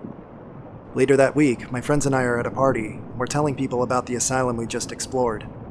I start telling people about the main building, and the guy I was paired up with comes by to hear what I was talking about. As I start talking about the basement and the room we were in, he pauses the story. He then tells me that the reason he made us leave so fast was because I was saying that this place smelled like shit. He saw that the left side of the room had furnaces and piles of old shoes with white medical patient clothes. We were in a morgue, and I had no idea.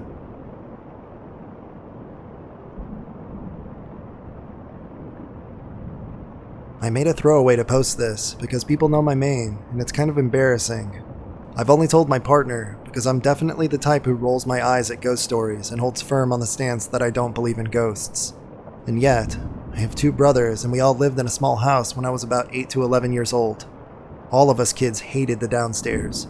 It was always chilly, which is normal for a basement, but it felt like a creepy chilly.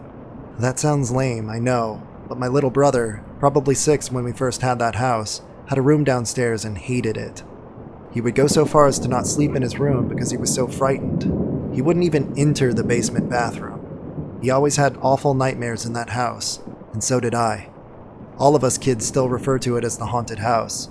It sounds stupid to type, but it just truly had a bad feeling to it.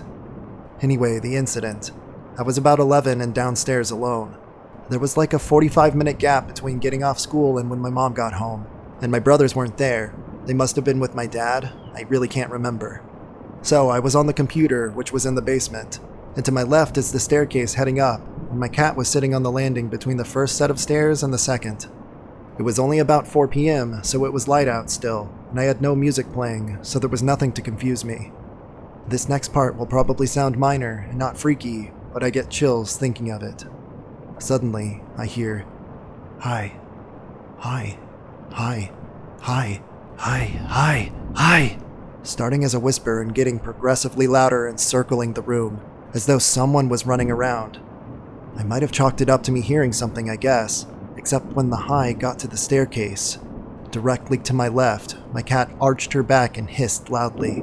I fucking bolted upstairs, my cat following me, and never went down there solo again until we moved into our next house.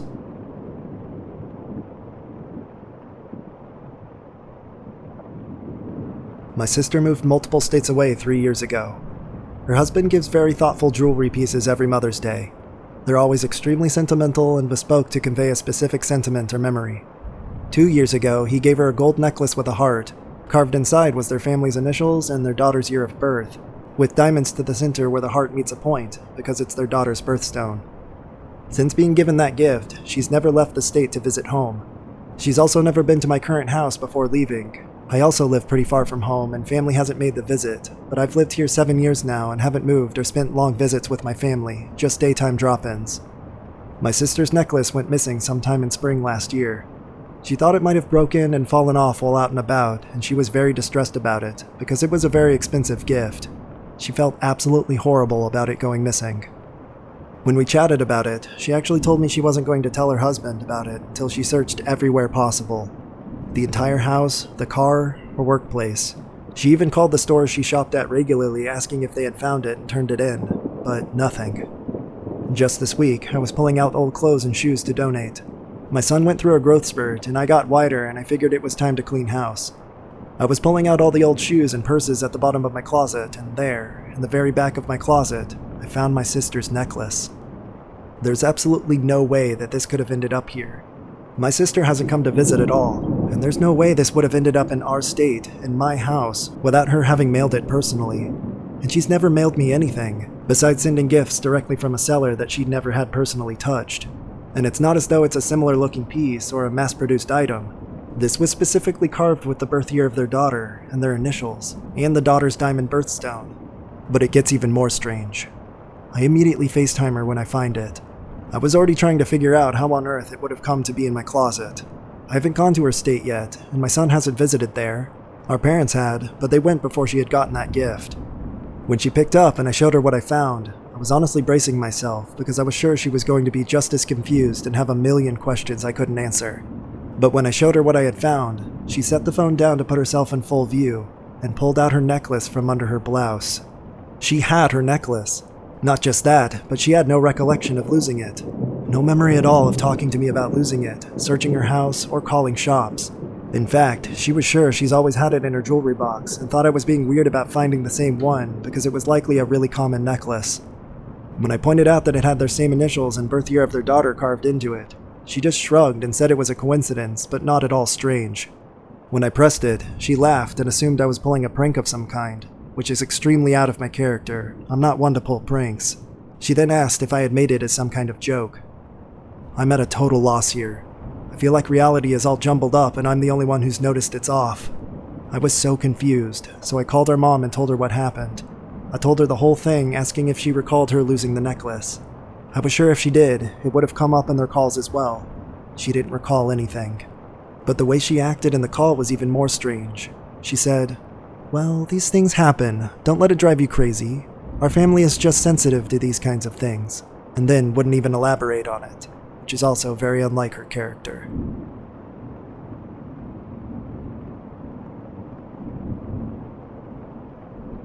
Well, this was a tomb, not a cave. I was exploring, alone, in a large ancient cemetery outside of a small town in Israel. These were Canaanite tombs that were thousands of years old.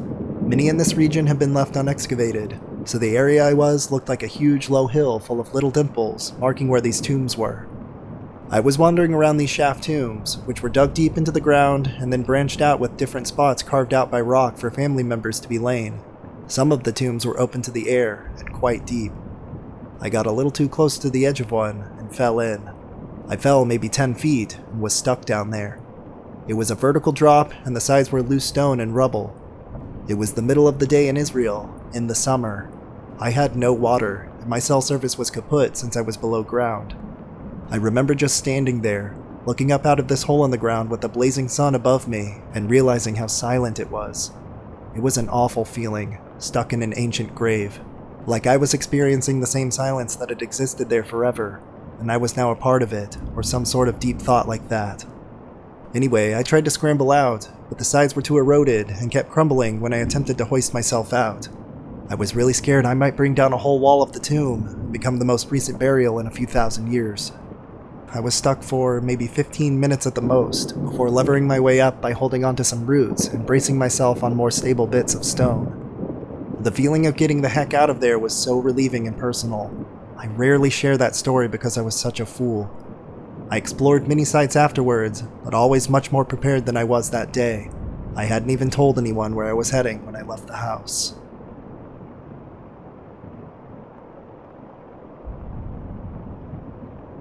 I wasn't the one hitchhiking. Actually, this was when I picked up a couple of teenagers hitchhiking themselves. It was in Memphis, Tennessee in the 1960s. A buddy and I were riding home around midnight when we saw these two guys hitchhiking and picked them up. We had the usual brief chit-chat, and I had driven a mile or so with them in the back seat when I heard a familiar, to me, sound of a switchblade knife clicking open, and I felt the blade press against the right side of my neck. This was not a good feeling. "This is a holdup," the one behind me announced. "Pass your money over to my buddy here." My friend beside me reached into his pocket, pulled out a Saturday night special, a cheap .22 caliber revolver, and casually pointed it over his shoulder and said, "Yeah, it's a holdup all right, but you guys are the ones getting held up. Now drop the knife over the seat. Pass whatever else you've got over there too." My heart was pounding. They begged it off with, "Oh hey, we were just kidding," and "We ain't got nothing. Why do you think we were trying to rob you?" My buddy wasn't satisfied. "Drive downtown to the police station," he told me. "And you guys, start stripping down to your underwear and push your clothes over the seat. Now." We dropped them off in front of the Memphis PD headquarters in their tighty-whities and laughed long. We donated their clothes in a charity box along the way home.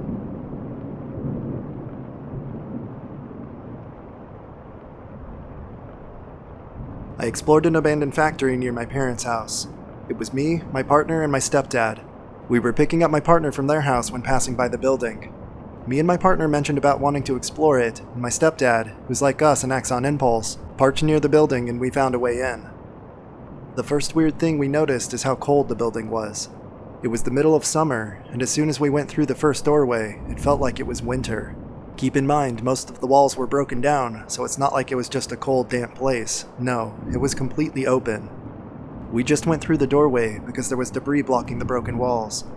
While my partner and stepdad were peeking through another doorway that led further into the building, I was looking through random files and cabinets there. Everything looked like it was just dropped. I found worker IDs, important files, order files, and other things in there. My stepdad pointed out that there were a lot of orders in the back that were packaged and ready to be shipped, but many of them dated back to the late 90s and early 2000s. So this place wasn't closed for too long when we went in. It was around 2018. Yet, it looked as if it had been abandoned for over 2 decades at that point. But then again, I don't know how building deterioration works. As we were talking about how strange this place was, I got this really weird feeling. That danger, fight or flight kind of feeling. I don't know how else to explain it, but anyway, I told them about it and we agreed to leave. Once back in the car and driving away, me and my partner noticed something in the doorway we just left. It looked kind of human, but not quite. Best I can explain is something out of the uncanny valley. Just human enough to pass, but something is clearly off about it. We've never gone back to it, and my partner currently lives somewhere else, but I always get a weird feeling when driving past that building.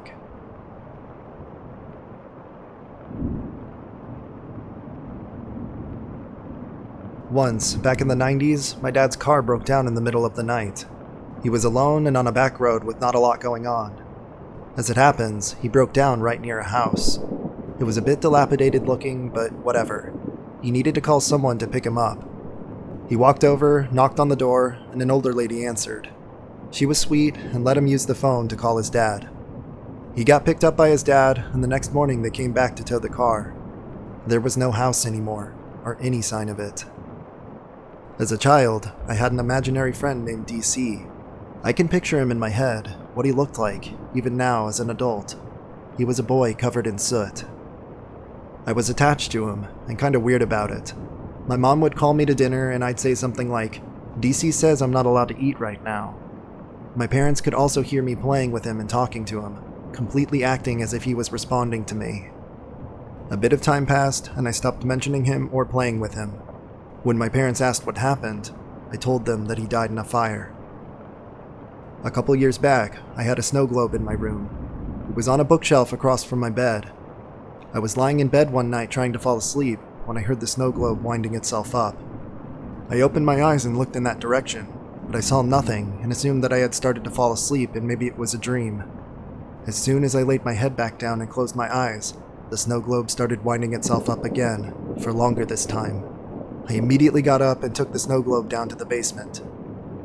Years ago, my dad used an Ouija board alone. He placed his hands on the planchette asking a question, and it started to move. The planchette moved more and more aggressively, and my dad decided to stop and take his hands off. The planchette then, on its own, went in fast figure eights around the board, until eventually flying off. My mom also used an Ouija board with some friends years ago, without my dad, and when they were done, they placed the Ouija board on a dresser. Not long after, the board flew off and hit a wall. I've seen shadows out of the corner of my eye. I've smelled perfume that my deceased great-grandmother used to wear. I've seen drinking glasses move themselves. I've had items mysteriously disappear, then reappear days later in the spot that I had last left them. I've heard people walking downstairs when I know everyone is in their bedroom upstairs, and I've woken up twice now in the middle of the night to people in my bedroom.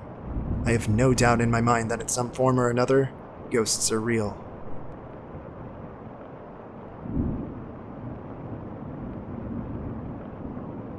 In June, I lost my wallet after a night out. I'm pretty responsible and don't lose important things often. It was very bizarre. I was out at a bar with some friends, walked home, and had a recollection of taking my wallet out of my pants at the end of the night. I was a little tipsy, but not hammered. I used a slim wallet that only holds a couple cards, not the big bulky type, and I kept my wallet in my front pocket. The next day, my wallet was gone. I called the bar, called the police station, it was nowhere.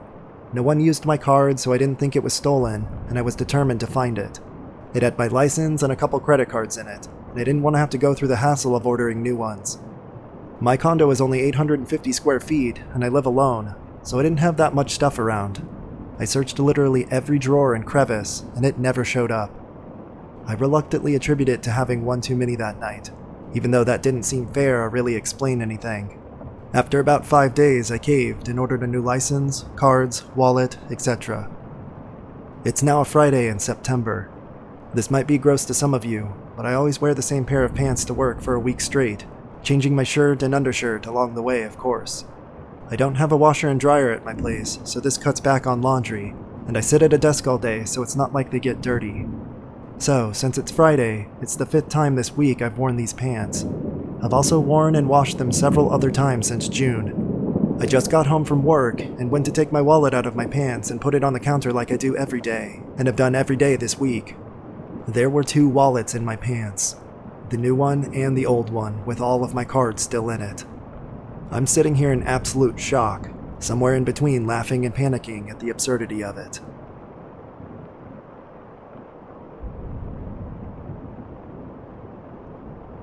I was with my brother and my friend in Pepper Sauce Cave, Arizona.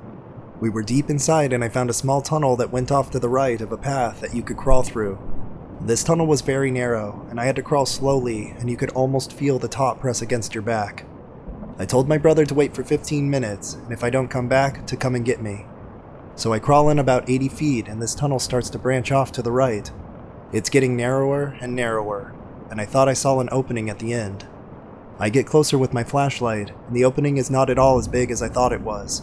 So it's time to turn around. I tried, but there was no room. The walls were almost on both sides of my ribs, and the ceiling was nearly on top of my back.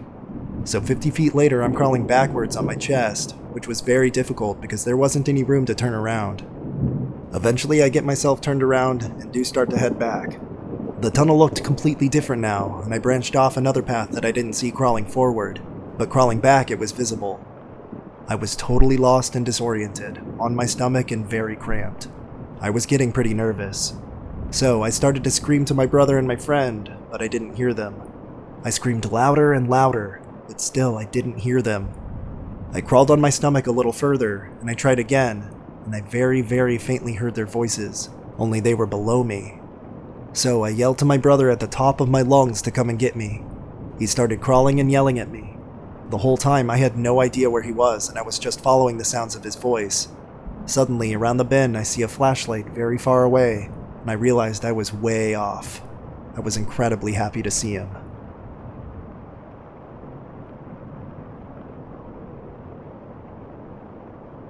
I was once hitchhiking in Pennsylvania. On this day, it was raining rather heavily, and I was wearing shorts and short sleeves, as it wasn't raining the day before. This car pulled over, and a female driver along with 3 other passengers looked at me. They asked me where I was off to, and I told them my destination was Ohio, but I told them that the state border would be okay, as I noticed a government-issued tracker on one of their ankles, aka they may be on parole. The driver said that she had to pull for gas. We pulled into a gas station and the driver gets out and starts pumping the gas. Then she opens the trunk. I heard a conversation between her and a male voice. I heard him saying, "Let go of me, you creep." Then I heard gunfire. The other girls in the car just sat there as if everything was normal. Then the trunk closed. The girl went back to the pump and finished up. She got in the car and we continued driving. Meanwhile, I looked back and saw a guy on the ground bleeding.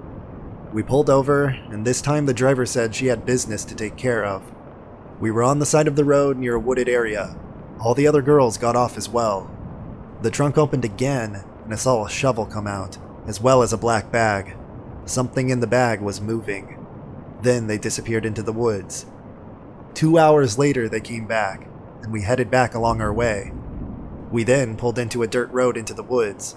The driver parked the car. She turned around and looked me straight in the eye. She said to me, "You're next." I got out of the car and bolted.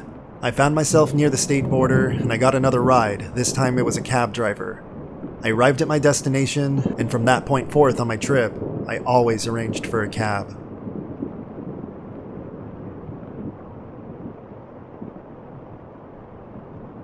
I was 14 years old visiting my dad in Alberta, Canada. After my parents had separated, my dad decided to live out in a small house in the woods, about a half hour away from the nearest town, off the grid. This was his dream, and he allowed me to experience it with him about every other weekend. We would go hiking, hunting, kayaking, bird watching, you name it. We would even sometimes camp outside in the woods, and that's where I saw it. I not only saw a Bigfoot, but it was terribly close to me. My dad and I found a spot pretty deep in the brush to set up camp. And when night fell, we decided to sleep in our sleeping bags outside to watch the stars. My dad fell asleep pretty quickly, but it was a bit harder for me. I remember trying extremely hard to fall asleep that night, but to be honest, even though by that time I had been on plenty of camping trips with my dad already, I was still pretty freaked out by the forest at night. This fear kept me awake all through the night. I remember, at a certain point, when I was just starting to finally drift into sleep, I heard something come out of the trees and snapping twigs loudly as it walked on towards us. My dad was still fast asleep, and now I was basically pissing my pants. I thought some strange person was walking on towards our campsite, but as I squinted my eyes open a bit, I could see that only about 10 feet away from me was an enormous, hairy creature that stood and walked on 2 legs like a human would. Obviously, I wanted to scream out in fear, but I tried my best to pretend I was asleep in hopes that it would just eventually move along. I think the creature, which I now believe to be a Bigfoot, was attracted to the smell of the meat that my dad had been cooking before, and strangely, it didn't seem the least bit interested in us. It seemed more interested in just slowly walking around our campsite, presumably looking for some food that it must have thought we had. But I have to tell you, that not only was I scared at the sight of that giant hairy man, but I was also sickened by the pungent and overwhelming odor that beast was emitting. Eventually, the Bigfoot seemed to get bored and disappeared into the darkness. I remember trembling in my sleeping bag and not being able to sleep the rest of the night. I didn't tell my father about it until he woke up the next morning, because I was afraid if I tried to wake him up during the night, then the creature might see us awake, or even hear us, and I was not willing to find out how it would react when it did. When I told my dad about it, he just told me it was probably a large bear walking around on its hind legs. But when I described to him that the creature was extremely human-like and walked like a person would, he chalked it up to me just either hallucinating from fear, or that I was not aware that I was dreaming. To this day, I know exactly what I saw. It was about 9 feet tall, with extremely long and matted brown hair all over its body, including its face, which to me seemed to look very human-like in a primitive sort of way. I still remember the horrible stench that made me want to vomit. That was probably the longest and most terrifying night of my life, but afterwards I've come to honor the experience, because I would come to realize that that creature was undoubtedly a Bigfoot, and I was one of the few people who got a chance to see it extremely up close.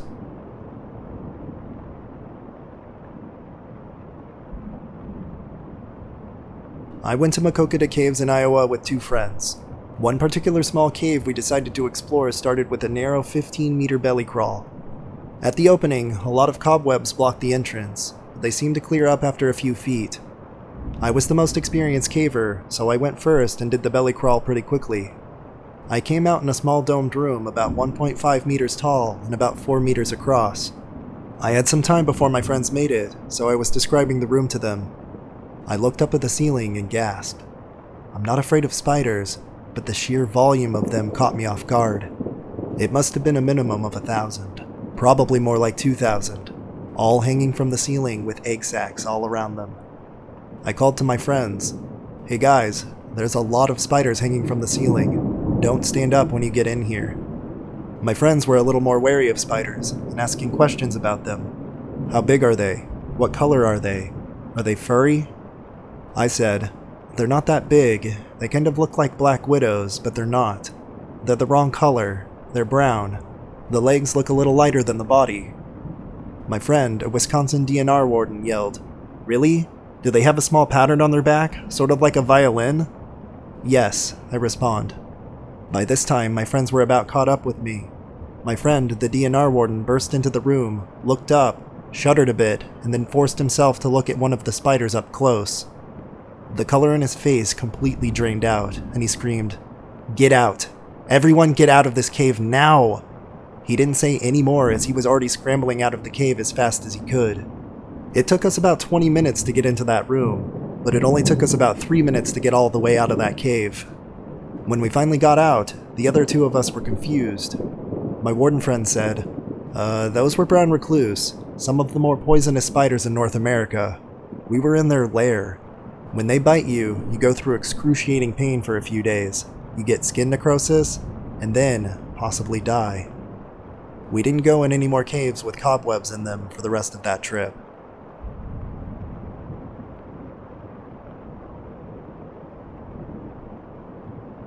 I've explored many abandoned buildings over the past 2 years, but the most scary was an abandoned mall I explored in the UK.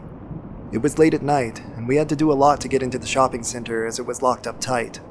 We had to somehow get on the roof through a multi-story car park. There was a 10-foot wall in our way, so we had to pile up things that we found to get over it. Once we were in, things continued as a normal routine exploration. We had explored almost all of the mall when we went downstairs to the ground floor and heard radio noise from an office. We thought it was security, so we walked back up to where we came in on the roof. As we were walking onto the roof, my mate stopped us and said that there was a guy blocking our exit. He was wearing all black and had no security badge on. So we hid a bit, waiting for him to leave, thinking he was just smoking a cigarette. But when we came back to see if he was gone, he was still there, this time holding a metal pipe.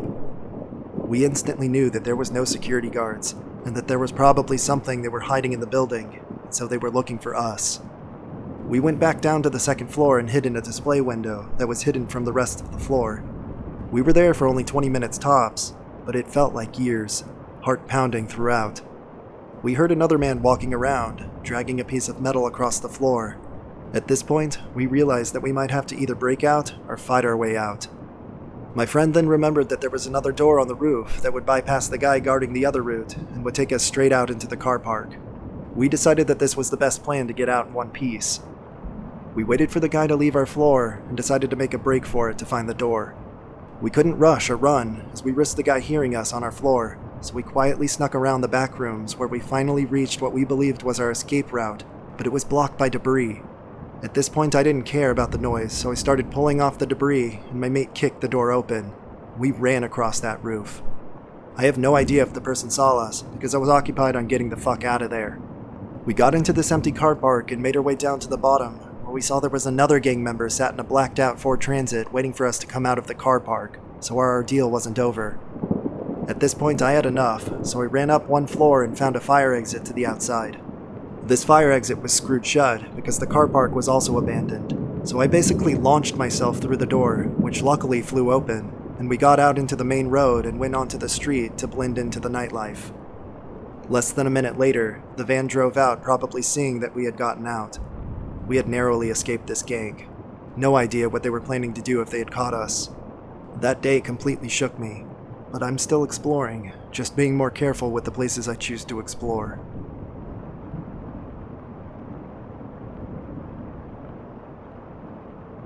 Oh man, I've got a few. Most are humorous, cute, or banal, but I've had some bad ones too. But I'll boil them down to the worst couple. These two instances are also the only times I've called the police in my life, because what they were doing was so dangerous and I couldn't think of another solution at the time. Both of my bad stories emerged from getting picked up by rig pigs. A great many years back, I'm on the side of the road with my thumb out, waiting for a ride. This gent with a massive rig rocket pulls over and yell grunts at me to get the fuck in. I put my head in the window and tell him where I'm going, and more empathetically, he kicks his door open and orders me to get the fuck in. My better judgment notwithstanding, I do get the fuck in. He notes that if anyone ever tries to steal his truck, he'd stab them in the fucking heart. While availing me of this information, he proceeds to pull out a big fucking knife and make a stabbing motion at my, quote, fucking heart. This gentleman then shoves his hand into the back of his truck and in one swift motion opens 2 beers and gave one to me. He pounded beers all the way to my stop, chucking them through the truck window into the back into his box. Another time, again, many years ago, a guy picked me up. He noted that if anyone ever tried to steal his truck, he'd, quote, swerve into traffic and kill us both. And while doing so, fake swerved into traffic. So after making small talk, he asked me to grab the wheel while he, quote, lights up a smoke. He grabs a piece of glass and a straw and smokes meth while I'm holding the wheel. Then the fucker is like, oh shit, how rude, you want a blast? I politely decline and get out at the next stop. Man, those two guys really made me miss the pot-smoking storytelling type of folks. But I hitchhiked a lot, and those are my only 2 bad stories.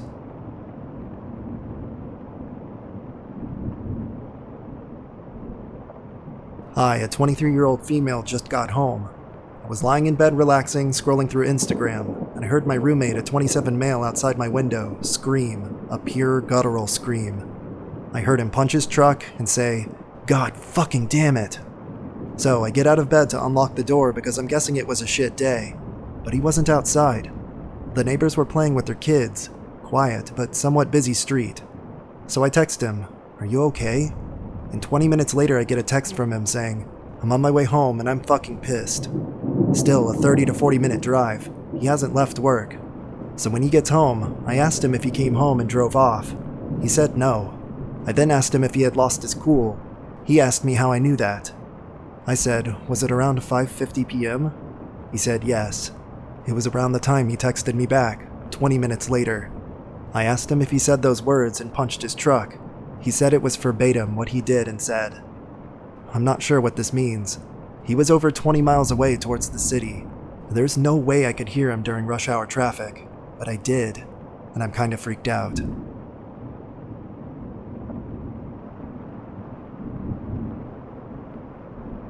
One night I was watching The Conjuring at home with my little sister when we heard someone putting a key into our front door and opening it.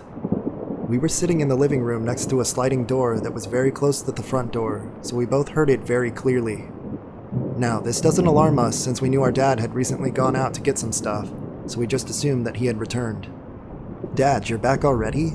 I casually asked. There was no response. "Dad?"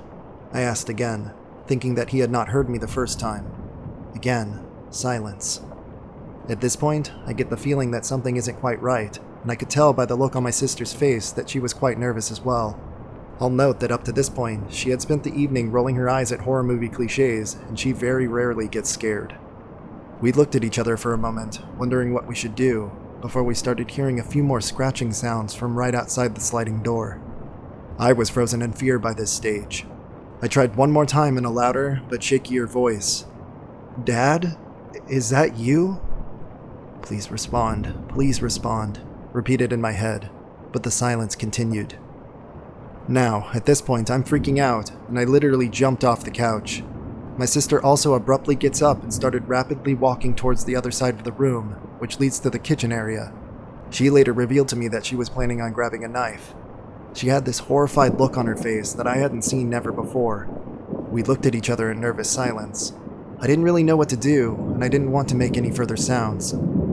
I finally decided to walk up to the sliding door and began opening it as slowly as possible, peering into the darkness. I know, I literally became the idiot who investigates the unknown creepy noise without anything to protect myself with. When the door was finally open wide enough, I poked my head out and scanned the corridor, preparing for the worst. To my surprise, there was no one there. But what was more strange was that the front door was still completely shut. We never heard the door close. My sister and I were obviously both extremely relieved, as we were almost certain that there was an intruder inside the house. After this, I immediately went to go ask my mom, who was situated in her bedroom at the other end of the house, if it was her or whether she had noticed anything at all. She told me that she thought my dad had come home as well, as she also heard someone opening the front door. Around half an hour later, which felt like an eternity at the time, as we were still quite shaken from the incident, my dad finally arrived home and confirmed that he had not come home earlier. To this day, my sister and I still have no idea what happened that night.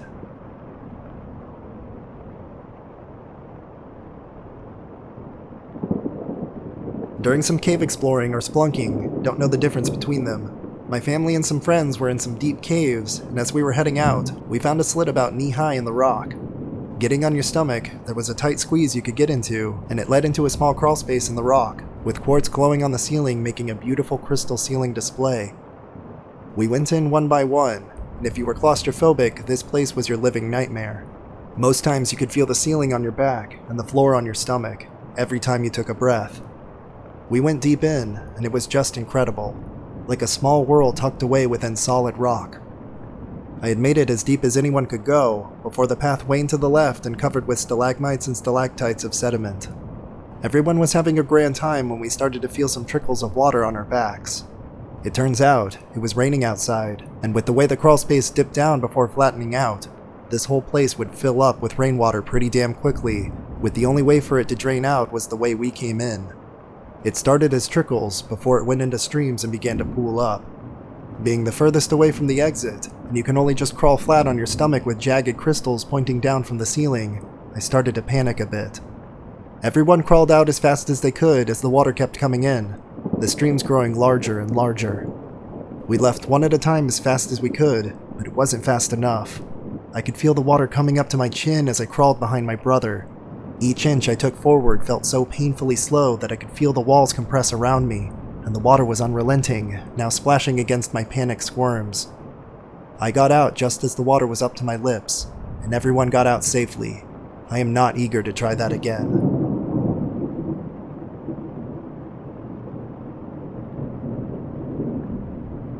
Every once in a while, I'll go urban exploring with one of my friends. Usually, he just checks out abandoned houses and the odd factory or two. It can be a really cool experience for anyone who's into history or photography, or asbestos inhalation. Today, though, he decided we're going to a local abandoned hospital, at night, with just the two of us, because it'll be more, quote, intense that way, and he's evidently never seen a single horror movie in his life. Despite my mild hesitations, we end up getting to this place as it's starting to get dark. We make our way through a window that someone has torn the boarding off of, and my friend gives his usual yell throughout the building announcing his presence, so we don't startle anyone else who might be inside by saying, "We're not the cops, we're just looking around and taking some pictures." By his logic, we're doing a courtesy to anyone else exploring the building who might panic if they heard us coming otherwise. But by my logic, we're announcing our presence to every homeless person in the building who might want to steal a camera from two dumb kids. Despite my fears, nothing bad happens. We make it through the building, going through multiple floors and checking out the roof last. We get a ton of cool pictures, and take a look at some creepy-ass old bathtubs and tables they left in the place. There's some really cool graffiti inside as well, mixed in with your usual shitty tags. The whole building is pitch black except for a few spots where moonlight shines through, so we literally could only see whatever we happened to be pointing our phones at the time, or by using the flash on our camera. Even though I'm still worried about being murdered, I'm glad I went, and I'm less freaked out as we're making our way back to the window we came in. We get back to the room and I hop out the window first and have my buddy pass me the camera. As I take it from him and he starts climbing out the window, a soft voice, from what sounds like just 10 feet or so inside the building, says, "Wait." I look at my friend and can just barely see a silhouette standing in the doorway from where we entered the room. Now, I'm not proud of what happened next, but at that moment, the force with which my butthole puckered propelled me away from that building with enough forward momentum to last until I was at the edge of the property back towards the road. My friend followed after me quickly, more so to laugh at me than out of fear. He didn't seem to be too worried about it, though he definitely agreed we weren't going back. I know this isn't the most exciting story, but what terrified me at the time was that I was 100% sure we were alone in that building. It was dead silent aside from us. The fact that that person waited until right as we were leaving horrified me, as it made me realize they could have been watching and following us throughout the entire building. Just listening to us talk, watching us take pictures, and following us. Needless to say, I don't do too much urban exploring anymore, at least not at night in spooky old buildings constructed before World War I.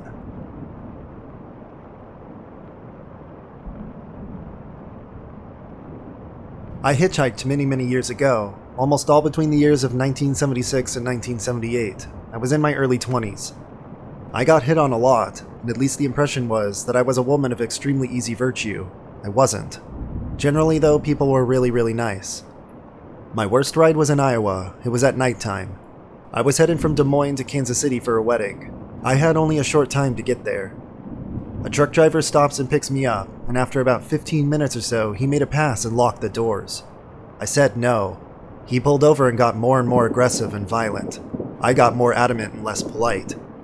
He told me I better play nice, or he'd kill me and leave my body in the surrounding cornfields, but I refused. He, finally tired of me, especially when I wouldn't stop screaming, dumped me in the surrounding Iowa cornfields. It was about 11 p.m., I think. I was terrified, particularly that he might come back with a gun or backup, or my imagination ran wild. I walked for hours hiding in the cornfields when I finally heard a vehicle approach. About 6 a.m. I started hitchhiking again. I couldn't be late for that wedding. I made it with time to spare. I remembered that night for a long time, but life happens and I sort of forgot about the story until tonight. I still remember how terrified I was, though. Oddly, I was even more terrified after he left. More time to worry, more time for my imagination to run wild. And I was afraid he wouldn't quite kill me, and I'd have to tell my father what happened. I was afraid of that even more. I've hitched a very few times since then, maybe 4 more times. It's great fun, but I was really afraid of dying that night, and what my father would say, so young.